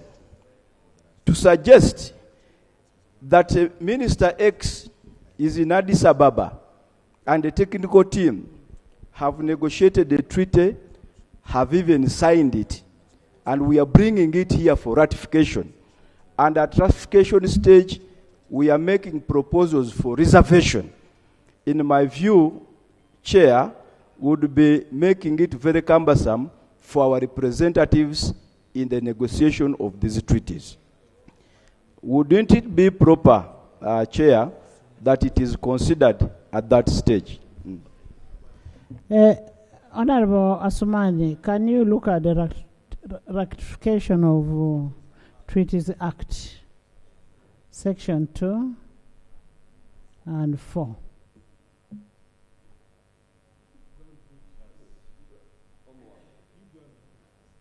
Right on, Speaker. All treaties shall be ratified as follows: by the Cabinet in the case of any treaty other than a treaty referred to in paragraph B of this section, or by Parliament by resolution, where the treaty relates to amnesty, neutrality, or peace, or in the case of treaty in respect to which the Attorney General has certified in writing that in implementation in Uganda would require an amendment of the Constitution.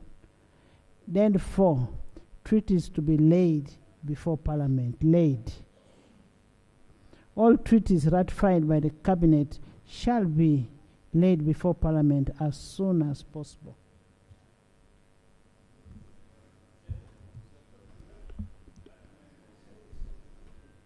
Chair? Chair, before I come in, can we have benefit of somebody who has worked? Thank you. A diplomat. Yes. I have read the proposal, and they put into consideration the Ratification of Treaties Act and the Constitution. What the Rules Committee has done is to realign the procedure concerning ratification of treaties in the House. And there is apparently nothing that is deviant of anything. So the proposal as it is crystal clear. Whatever that Parliament needs to do in as far as ratification of Treaties Act is concerned, that is the procedure. Thank you. Thank you. Thank you. Can I, you see, let me answer even Honorable Asumani Vasalirwa Hajj with all the 2 wives. Honourable members, I put a question that the proposed new clause be inserted as proposed. Those in favour say on the contrary, nay? The ayes have it. Before you start talking about your wives. Rule 41. Yeah. 41. Yes, right, Honourable Speaker. Yes, Haji. We all that's what they actually do even during loans. Haji has just come, by the way, Asuman. Okay. From one. Rule 41. 41. Honourable members, let's move. Rule 41 is amended.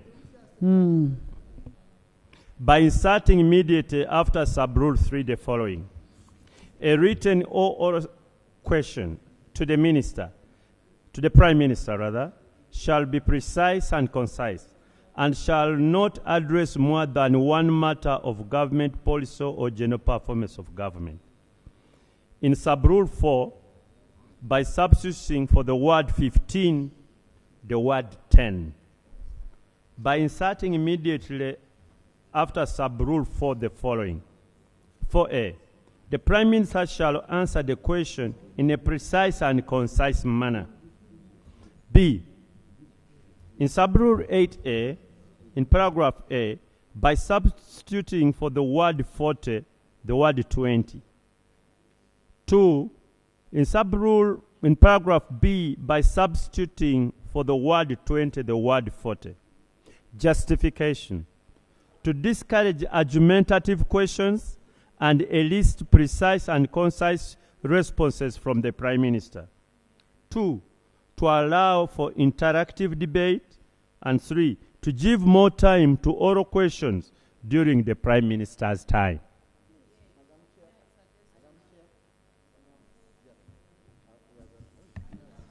Hajat.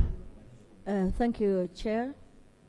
I propose that Rule 41 be amended by substituting for Rule 8A the following. The 60 minutes referred to under Sub-Rule 8 shall be for responding to oral questions.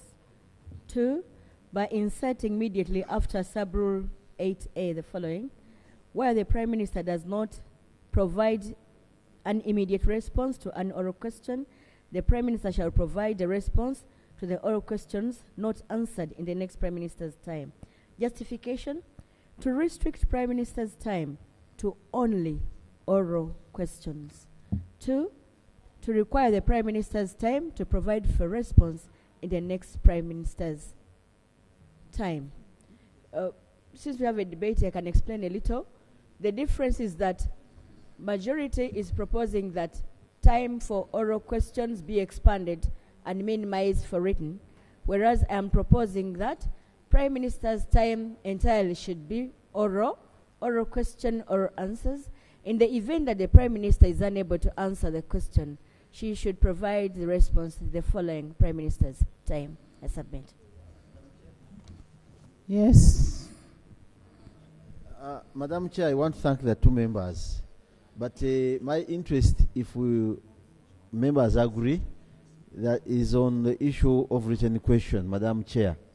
I would pray that the Prime Minister comes here, responds to all written questions with no short response from the member who gave it. For me, I would seek for an amendment, if passed, that the Prime Minister should only read oral questions from members who are present in the House.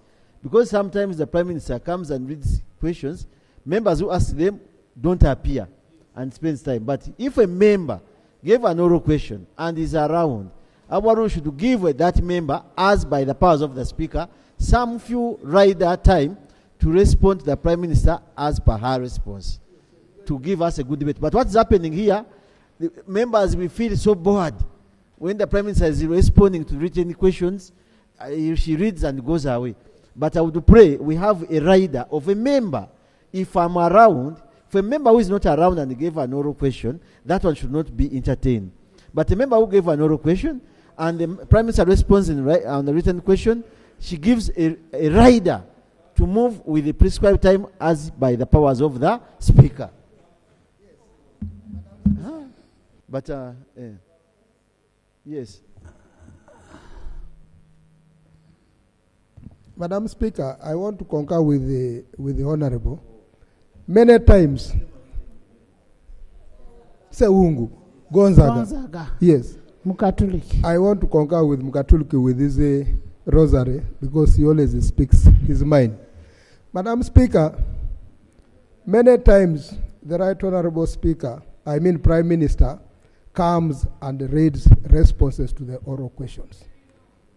And they are always very long. But it is always also important to give the persons who've raised those questions to raise rejoinders, at least, because at the times the Right Honorable Prime Minister reads. Let's provide a little time at your discretion. And if it should please you, we consider that, such that the Prime Minister can harmonize with the person who asked the question and have an answer that is convenient. I thank you. Madam Teacher. Thank you very much, Madam Chair. Madam Chair, I totally agree with Aisha's oral, the Prime Minister's Honorable Aisha's recommendation that we have totally oral questions during the Prime Minister's time. However, I have an issue with still the Prime Minister's time, and I am begging that we reconsider and amend somewhere that the Prime Minister needs to be giving us feedback on her commitments within a particular range of time. Because there are incidents where we ask the Prime Minister questions and she assigns them to particular ministers, and those assignments are never catered for. And then you have the same queries day in, day out. So can we designate the Prime Minister to her commitments and her minister's commitments within a particular period to be worked on and come back and give us feedback on whether they responded to those issues unknown, so that we avoid members of parliament coming here lamenting all the time that they've raised issues to the Prime Minister during her time, and the ministers never respond, thereby repeating the same issues during that time. Thank you very much. Yes. Thank you so much, Madam Chair. Madam Chair, I'm also here to concur with Honorable Aisha that let Prime Minister's time be for oral questions. But I also suggest that we make the written questions forwarded to Prime Minister, and we put here that in a month's time, she should have responded back written to that very person who asked the questions. In 1 month's time, then it's forwarded to the pigeon hole, and the PA informs that, Madam Honorable Nalima, your response has been delivered in your pigeonhole, or please pick it from Prime. So that now it's entirely our time. Thank you.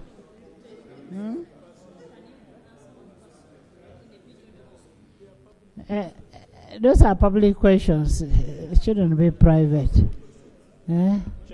Yes, Soroti.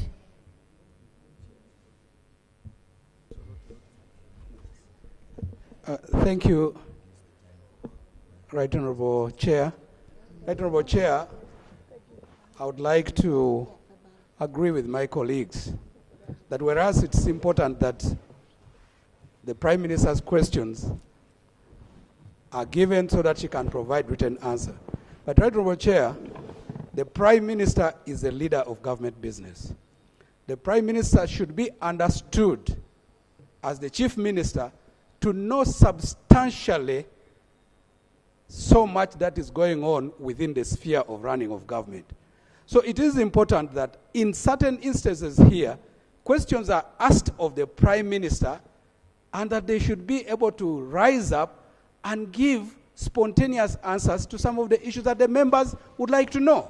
Because, Madam Chair, some of the problems we have is that the members raise questions that require answers that are based on the knowledge and wit of the Prime Minister.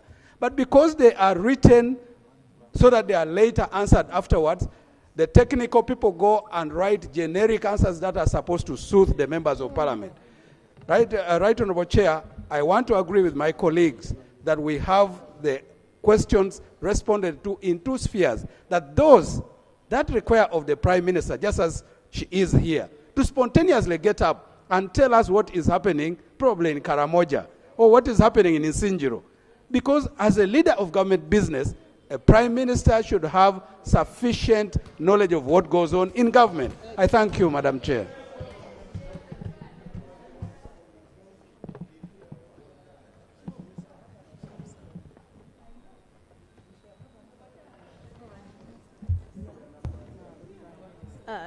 Right Honourable,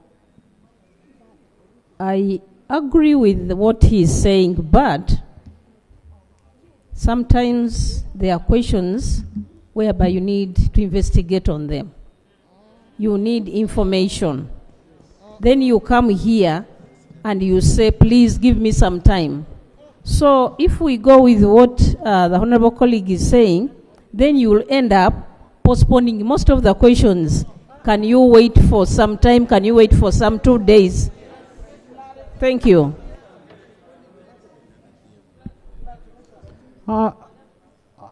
Yes, Mehdi. Thank you, Right Honourable Speaker. Right Honourable Speaker, what the Prime Minister has stated is also an answer. You raising up and orally responding that I don't know, I'll go and carry out investigations is an oral answer in itself. Therefore, what the members want, why there are Prime Minister's questions in parliamentary democracy, ours is a hybrid, is to check the following. 1, the alertness of the Prime Minister and the front bench. 2, coordination. 3, response to the nation in real time. And that is why it is designated time for you, so that you fit purpose. That is why when you come to Parliament to be approved in that position, those are some of the considerations we make. Is she alert? Is she aware? Is she knowledgeable? Now, as the head of government business, you must be knowledgeable in every corner of every government department. And if you're not, then you respond and say, Honorable Member, I clearly accept that matter touching this issue. I'm not enlightened, but I'll come back with an answer. That's also a response. But those that you ought to know, for example, if someone rose up and asks, Right Honorable Prime Minister, how many referral hospitals do we have? Do you really need to go back and say, I'll come back with an investigative report to tell you how many referrals we do have? That must be off cuff. No, I'm trying to give you the view, the rationale that there are some things people check from the Prime Minister to see whether she's up to date as the leader of government business with every department, with every ministry and governance of the country. Thank you. Jessica? Thank you so much, Right Honourable Speaker. After you. I put my questions to the Prime Minister to get update on actions being taken by government, but not testing the capacity of the Prime Minister. No. Therefore, I support the committee recommendation with an amendment Of the timing. that let there be provision for supplementary questions so that it becomes lively. Then, to Right Honourable Speaker, there is an avenue that we are not utilizing, asking direct questions to the ministers. Because I feel there are questions that we can straightforward present to the ministers. Right on our Speaker, those are the two proposals I have. Thank you. We have a provision for supplementary questions on 48, Rule 48. Supplementary questions. Madam Yes, Chair, Madam Chair, I would like to agree with most of my colleagues. Most countries, majorly Commonwealth parliaments, where Uganda is a sample too, prime ministers are students of government business. Are students of government business. I call it so because they get briefs from ministers on a daily basis in each sector of government. Lucky enough, Madam Speaker, lucky enough that in Uganda, Madam Chair, lucky enough in Uganda, they can appoint anybody to be a prime minister, even macho. But in other countries, your IQ must be measured to the capacity that you understand. No. My Prime Minister's IQ is very high. You get it, eh? My Prime Minister is very, very high. Madam Chair, I've not attacked anybody, Madam Speaker. I've not attacked anybody. No. I'm just talking. Can you sit? Madam Chair, I've not attacked anybody, but I'm saying even macho. You sit. Even macho. Sit. It is.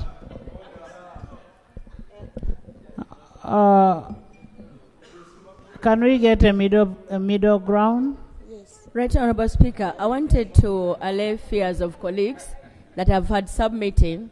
The proposal for oral questions actually takes care of the fear of one of the members that he talked about, that sometimes the Prime Minister comes and answers questions to members who are not even present. In the case of oral question, oral answer, there's no way where a Prime Minister will come to answer a question to someone who's not present, because you are asking the question and it is responded to. And to members who want very detailed and well-researched questions, we still provide for questions to ministers. Those questions can go to the ministers. So this takes care of what we want, that the Prime Minister's time is oral, 60 minutes, lively, interactive, and we get spontaneous answers. No, we don't do away with it. Yes. Yes, Chair. Can I clarify? Yes. Colleagues, the purpose of this amendment is really just not to open up a general debate. Whereas the Commonwealth practice is Prime Minister's time is only oral. In our own wisdom, at the beginning of this particular term, there was some innovation to provide for written questions. What the House did at that time was to provide 40 minutes of the 1 hour to be dedicated to written questions. And oral was left with only 20 minutes. That is the hybrid which was introduced this particular term of Parliament. However, in the committee's wisdom, we have found that we should change it and have 40 minutes now for oral, the one you are trying to justify. Then the written, we have reduced it from 40 to 20 because you only have 60 minutes. That's the purpose of this amendment. Because it addresses both concerns, in our view. Thank you. Aisha. Yeah, there's a better ground. Right now, our speaker, we are moving to the right direction. If the members' opinion think that swapping minutes is fine, it's okay, I concede. Otherwise, I would have preferred all the 60 minutes. Madam Chair. Yeah. Madam Chair. Madam Chair, I have an amendment to propose on our rules, sub-rule 3 and 4, particularly that 4, is, on the Prime Minister's question time. Yes. 3. Because 4 says that one. the clerk shall enter all the Prime Minister's questions and shall conduct a raffle, selecting only 15. My amendment is to delete and allow the clerk to forward all questions to the Prime Minister. Because subjecting They have a reduced member's now to question, 10. According to the amendment, they have reduced to 10. Even Only 10. yes, that's why I'm opposed. Even that reduction to 10, because a member of parliament, that is infringing on my right as a member of parliament to represent my people. I can represent through a question or which I've written. So if somebody else is going to sit in the office and then determine and say, now this question should not go This to the Prime Oduru. Minister. Oduru's Yes. question. Yes, maybe for other reasons. And then the next Thursday, another set of questions comes. It is like vetoing my privilege as a member of parliament to be able to ask questions. So I propose that it should read that the clerk shall enter all questions in the Prime Minister's question record book and forward all the questions to the Prime Minister.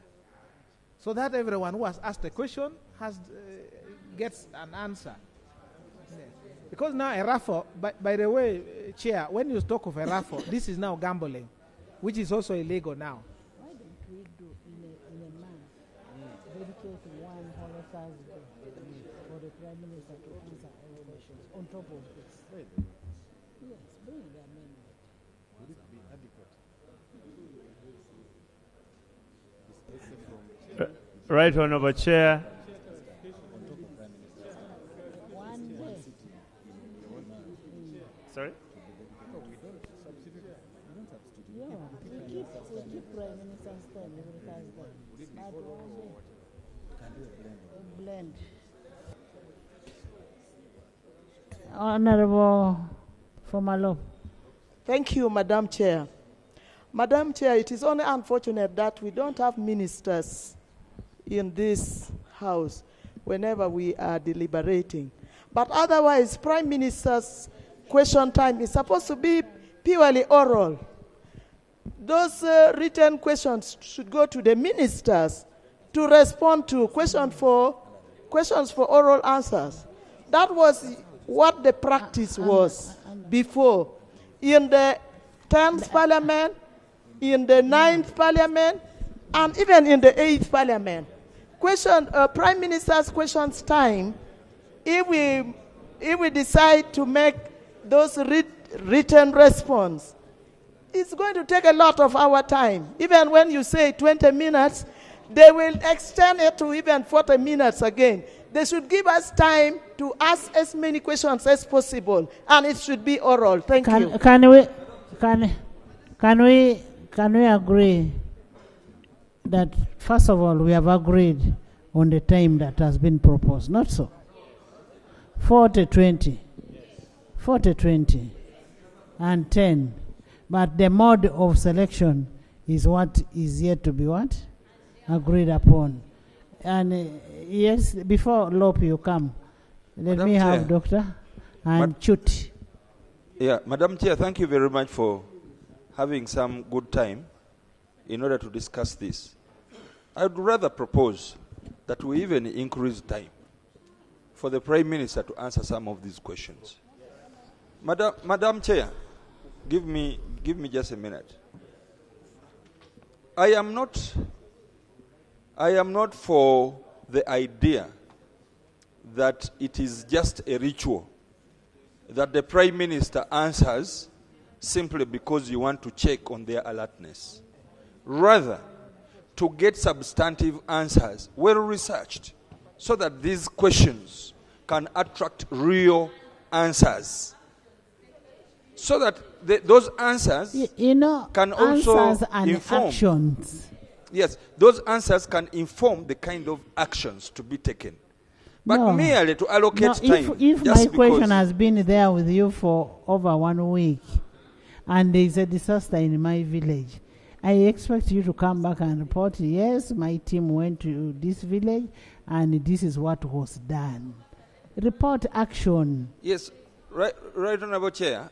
But I believe that questions for oral answer are even more than that. Somebody talked about the alertness, well-researched and having information. Sometimes you may not have this information, and you need the technical officers to take notes, do the research, and relay this information. I'd rather we increase the time from 1 hour to 1.5 hours so that the Prime Minister has sufficient time to answer Parliament. We are very many, and this country has a lot of people who want this representation. We have a lot of business. Stuart. Thank you, Right Honourable Speaker. Right Honourable Speaker, on the issue that Honourable Dul has raised, I want to propose that all the questions be accepted and then they be responded to. However, within the 20 minutes, the Prime Minister can read out the questions, but then lay the responses, in case there are very many, so that within the 20 minutes, all those questions are accommodated itself. Thank you.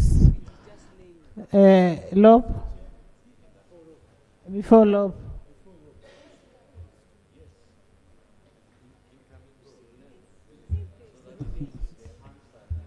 Thank you, Madam Chair. Madam Chair, I want the attention of the chair here.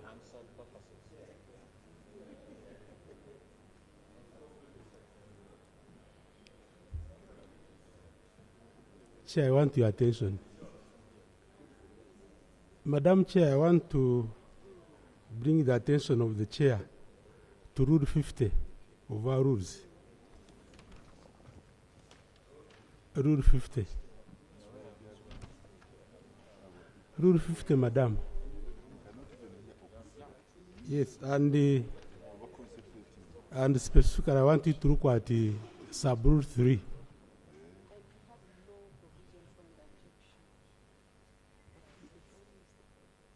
And Madam Chair, why my colleague Dr. there is proposing that we should even extend the time for Prime Minister is because we will not use this rule. If the ministers were answering questions on Wednesdays, then the Prime Minister will have enough time to answer the remaining questions on Thursdays. So I think, Madam Chair, you need to consider Rule 50 sub-rule 3 and give ministers a chance to answer questions on Wednesdays. Then the Prime Minister can have enough time to answer questions on Saturday. I beg Chair to make a comment. Right Honourable Speaker, my honourable colleague raises an issue, but looks like many of us are interested in asking the Prime Minister. They rarely ask the ministers the question under our rules. They rarely. Everybody now has to run to the Prime Minister, thinks that's where the solution is. That's number one. Number two, as we express our discontent about sometimes the performance of the Prime Minister, I want to draw to your attention that we are proposing an amendment that a written or oral question to the Prime Minister shall be precise and concise and shall not address more than one matter of government policy or general performance of government. When you listen to some of the questions coming, actually they offend this. They really offend this. So, if we are to do reforms here, we need to look at also ourselves. What sort of questions are we asking the Prime Minister?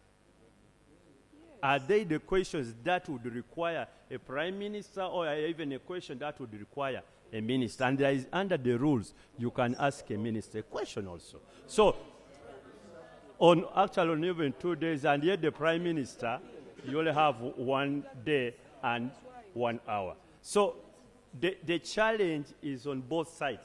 And I think this is an opportunity. This should be a learning process for all of us, such that we know that we only have 60 minutes, and how do we utilize them?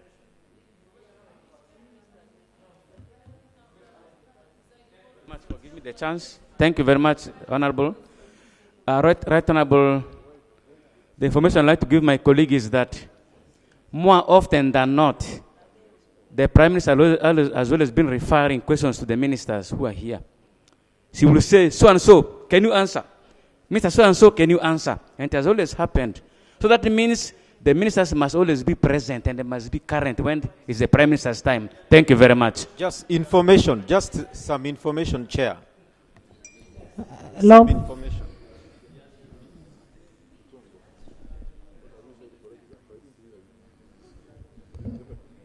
Honourable Speaker, I think what we are trying to remedy is 2 of the 4 cardinal roles of an MP. And we are trying to see how we get everybody encapsulated therein. Number 1, oversight and representation.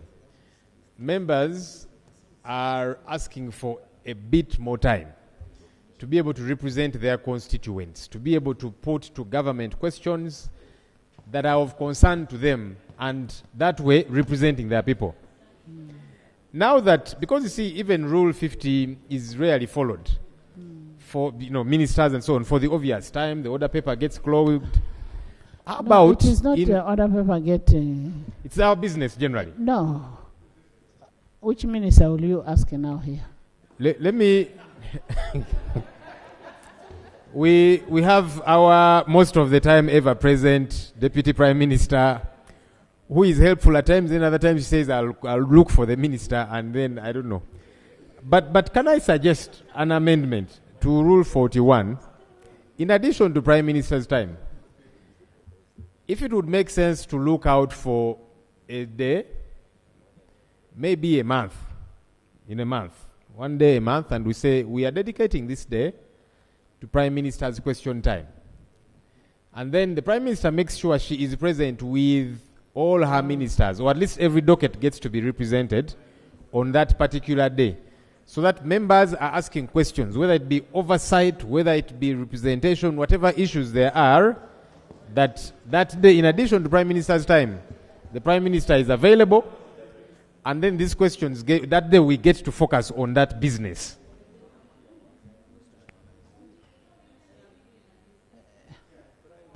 Thank you very much, Madam Chair. I think what the law is suggesting is pertinent. However, the order paper is a function of the Speaker. She can dedicate a whole day to the Prime Minister, all our business. Say this shall be this and this. You get it? So that can happen. It may not be routine, but if, for example, if we had accumulated a number of questions, they could be like 100 written questions. How do you expect the Prime Minister to answer them in 1 hour? So the Speaker at that time can say, if the written questions are over accumulated. Can I help you? Oh, sure. Much as the Speaker has the power and the issue of order paper is on the Speaker, let's institutionalize it so that it compels somebody to be here. Not like the Speaker is forcing somebody to be here. Let it be an institutional matter.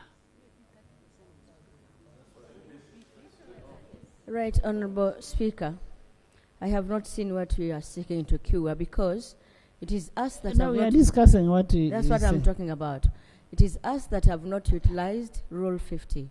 Rule 50, you write questions, send them to the minister will come here and answer. Yeah. If we utilize Rule 50, we would be answered. We have not utilized it. The number of members is big, Aisha. 1 hour a week is not enough. But what Lope is saying, on top of the 1 hour in a week, if we can have a day in a month, say end of and dedicated to Prime Minister's time and ministers. Would that mean taking away the Thursday or would sustain the Thursday? No. In addition.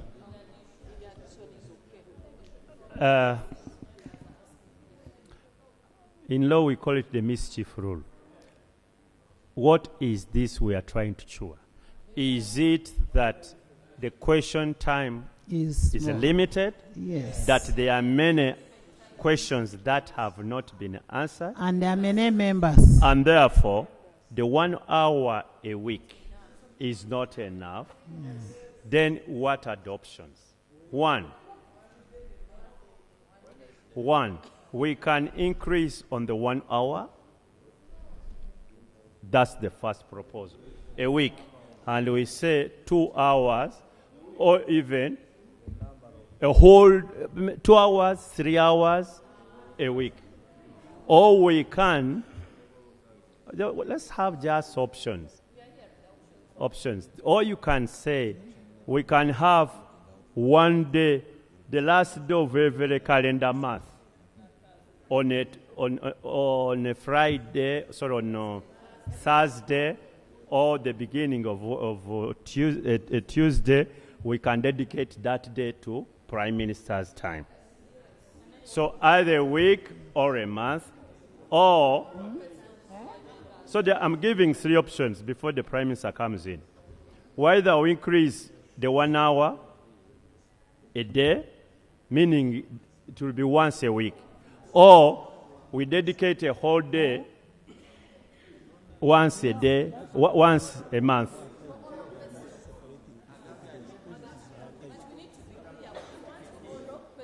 Madam Speaker,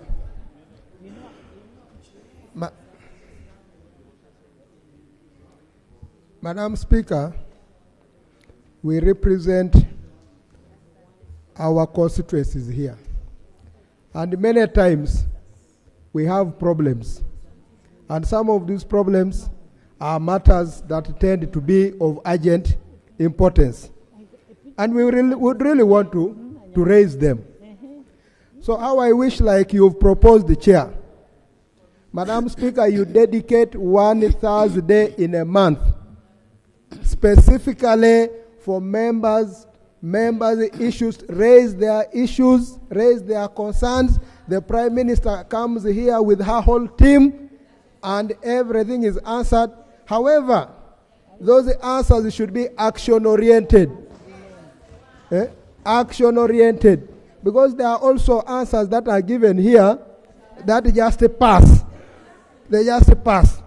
So if we dedicate this, the Prime Minister will be duty-bound to give answers that even our communities should hold government accountable for the answers that will be given. That one day in a month will be good. Then there has been a question, Chair, a question of how much time. First, before you go there, we accepted on the one of Thursdays, we are not changing, not so? With the 40, 20, 10 questions. That is unaccepted. That's the accepted one. Okay? Let Yes. expect the proposed amendment, or we have gone back to the original one. We have accepted the proposed amendment. Okay. Then In addition to the proposed amendment, we have 1 day in a month that we dedicate to the members. We dedicate to the members for oral and have the Prime Minister with the HAM ministers. And the question is for the front what? Is that acceptable to members? Chair, before she comes in, before you come in, on the first amendment, Right Honorable Chair, where I conceded to a 40-20 arrangement, there was a question raised by Honorable Bukonja, Dr. Lulume, for where the Prime Minister is unable to give spontaneous answers to those questions. I pray that the amendment I had made on 8B be sustained, which said that where the Prime Minister does not provide an immediate response to an oral question, the Prime Minister shall provide the response to the oral question not answered in the next Prime Minister's time. That's okay. That will take care of his worry. Thank you. That's okay. That's okay. Madam Chair. No, you're going to come. You're going to come. Additionally, I would propose that on that very day when we are having the whole day for the Prime Minister's time, we include the backlog of the oral questions which were not answered. We put them so that on that day, the Prime now Minister... administrative. That's administrative. Agreed. Yeah, thank you. On the same? Right Honorable Chair. I wanted to inquire, to get clarification from members. By nature, some questions are of emergency. Those emergencies that occur, how are you going to handle them? Should we wait for that 1 month to handle the emergencies? We have matters of urgent importance. Chair. Yes. Chair. On the amendment as proposed by the Right Honourable Leader of Opposition, I pray that we merge it with a matter that Honourable Madam Teacher Flavia was talking about, the issue of action taken. On that Thursday, that last Thursday in a month where we are dedicating time to the Prime Minister should provide to the House action taken to the questions that have been raised during the month. Yes, should be part of the report and then answer other subsequent questions. Exactly. Yes. Honorable members. Procedure. Honorable members, I put a question that Rule 41 be amended as proposed by the committee, modified by Aisha, and further modified by the LOB. Those in favor say and the contrary nay. And Jonathan, and Honorable Jonathan Odur. Those in favor say and the contrary nay. The ayes have it. Rule 54. Right Honourable Chair, we still have a long way to go. And we need to move now. And Honorable Aisha, which other rules are for? My view. Where are you dissenting? They are over. Okay. Now you need to move faster. I was making a suggestion, Right Honourable Speaker. Having gone through this exercise for some time, I know at some point you get a little bit clogged. Members are alert, yes, but they are not as alert as when we began. I do propose that if at this point we can go and reflect over to the remaining amendments so that when we come back tomorrow, will be fresh. I think to do us better. There are very many remaining. Very many remaining. On this point, I would move that we adjourn at this particular time.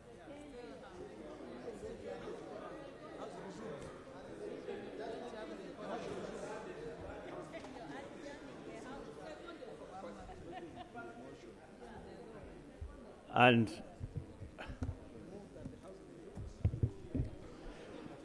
the reason, Right Honourable Chair, why I'm moving this, I can see there is a lot of enrichment to the report, to the discussion going on, and we don't want to lose it out.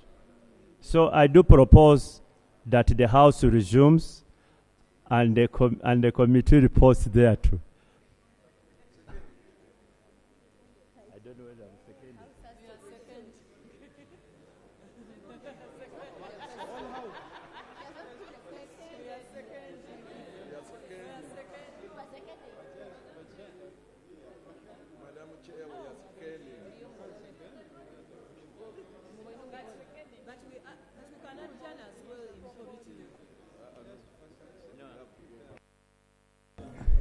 You mean this motion is seconded like this? I can mention names: Millie, Tony, Christine, even UPDF, even the prime. Okay, seconded by 3/4 of the House, including Odur and Loeb.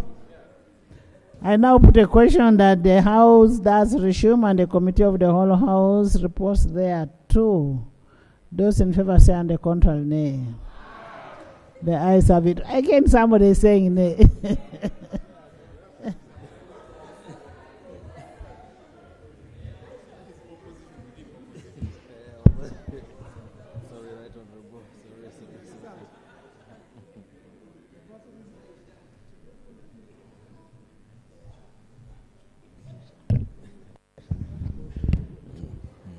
Report of the Committee of the Whole House.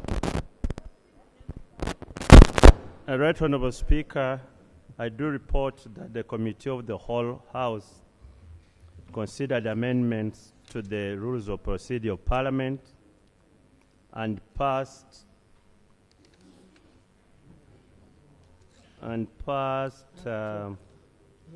19 amendments with some slight amendments. With amendments. 19 clauses with slight amendments. With amendments. With amendments. Motion for adoption of the report of the Committee of the Whole House. Right Honourable Speaker, I move that the report of the whole House be adopted. I put a question that the report of the Committee of the whole House be adopted by this Honourable House. Those in favour say and the contrary nay. The ayes have it. Honourable.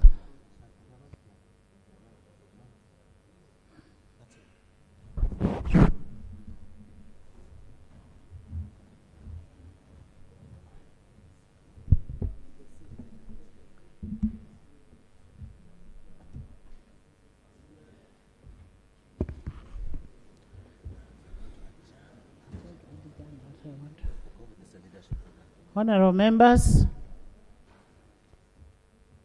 just reiterate what I said before. Section 4, subsection 1B of the Leadership Code Act 2002 requires a leader to declare their income, assets, and liabilities to the Inspector General of Government every 2 years during the month of March, and prescribes penalties and for breach of leadership code. That includes, among others, dismissal from office, vacation of office, confiscation of excess or undeclared property. Honorable members, I want you to take note of the following. 1 declaration under the Leadership Code shall commence on 1st March, close to midnight, that's 31st, until close at midnight of 31st. Mandatory legal obligation must be complied with to avoid penalties under the law. Strong advice to prepare records and ensure early filing of electronic forms to avoid last-minute rush, because you know very well the system can crash. The Clerk to Parliament has made arrangements to support the members using IGG online declaration system, that is IGODS. ICT Resource Center shall be organized at the center to enable members to help during declaration. The team is going to be led by one of the assistant directors, Julius Wabwire, and is on 0772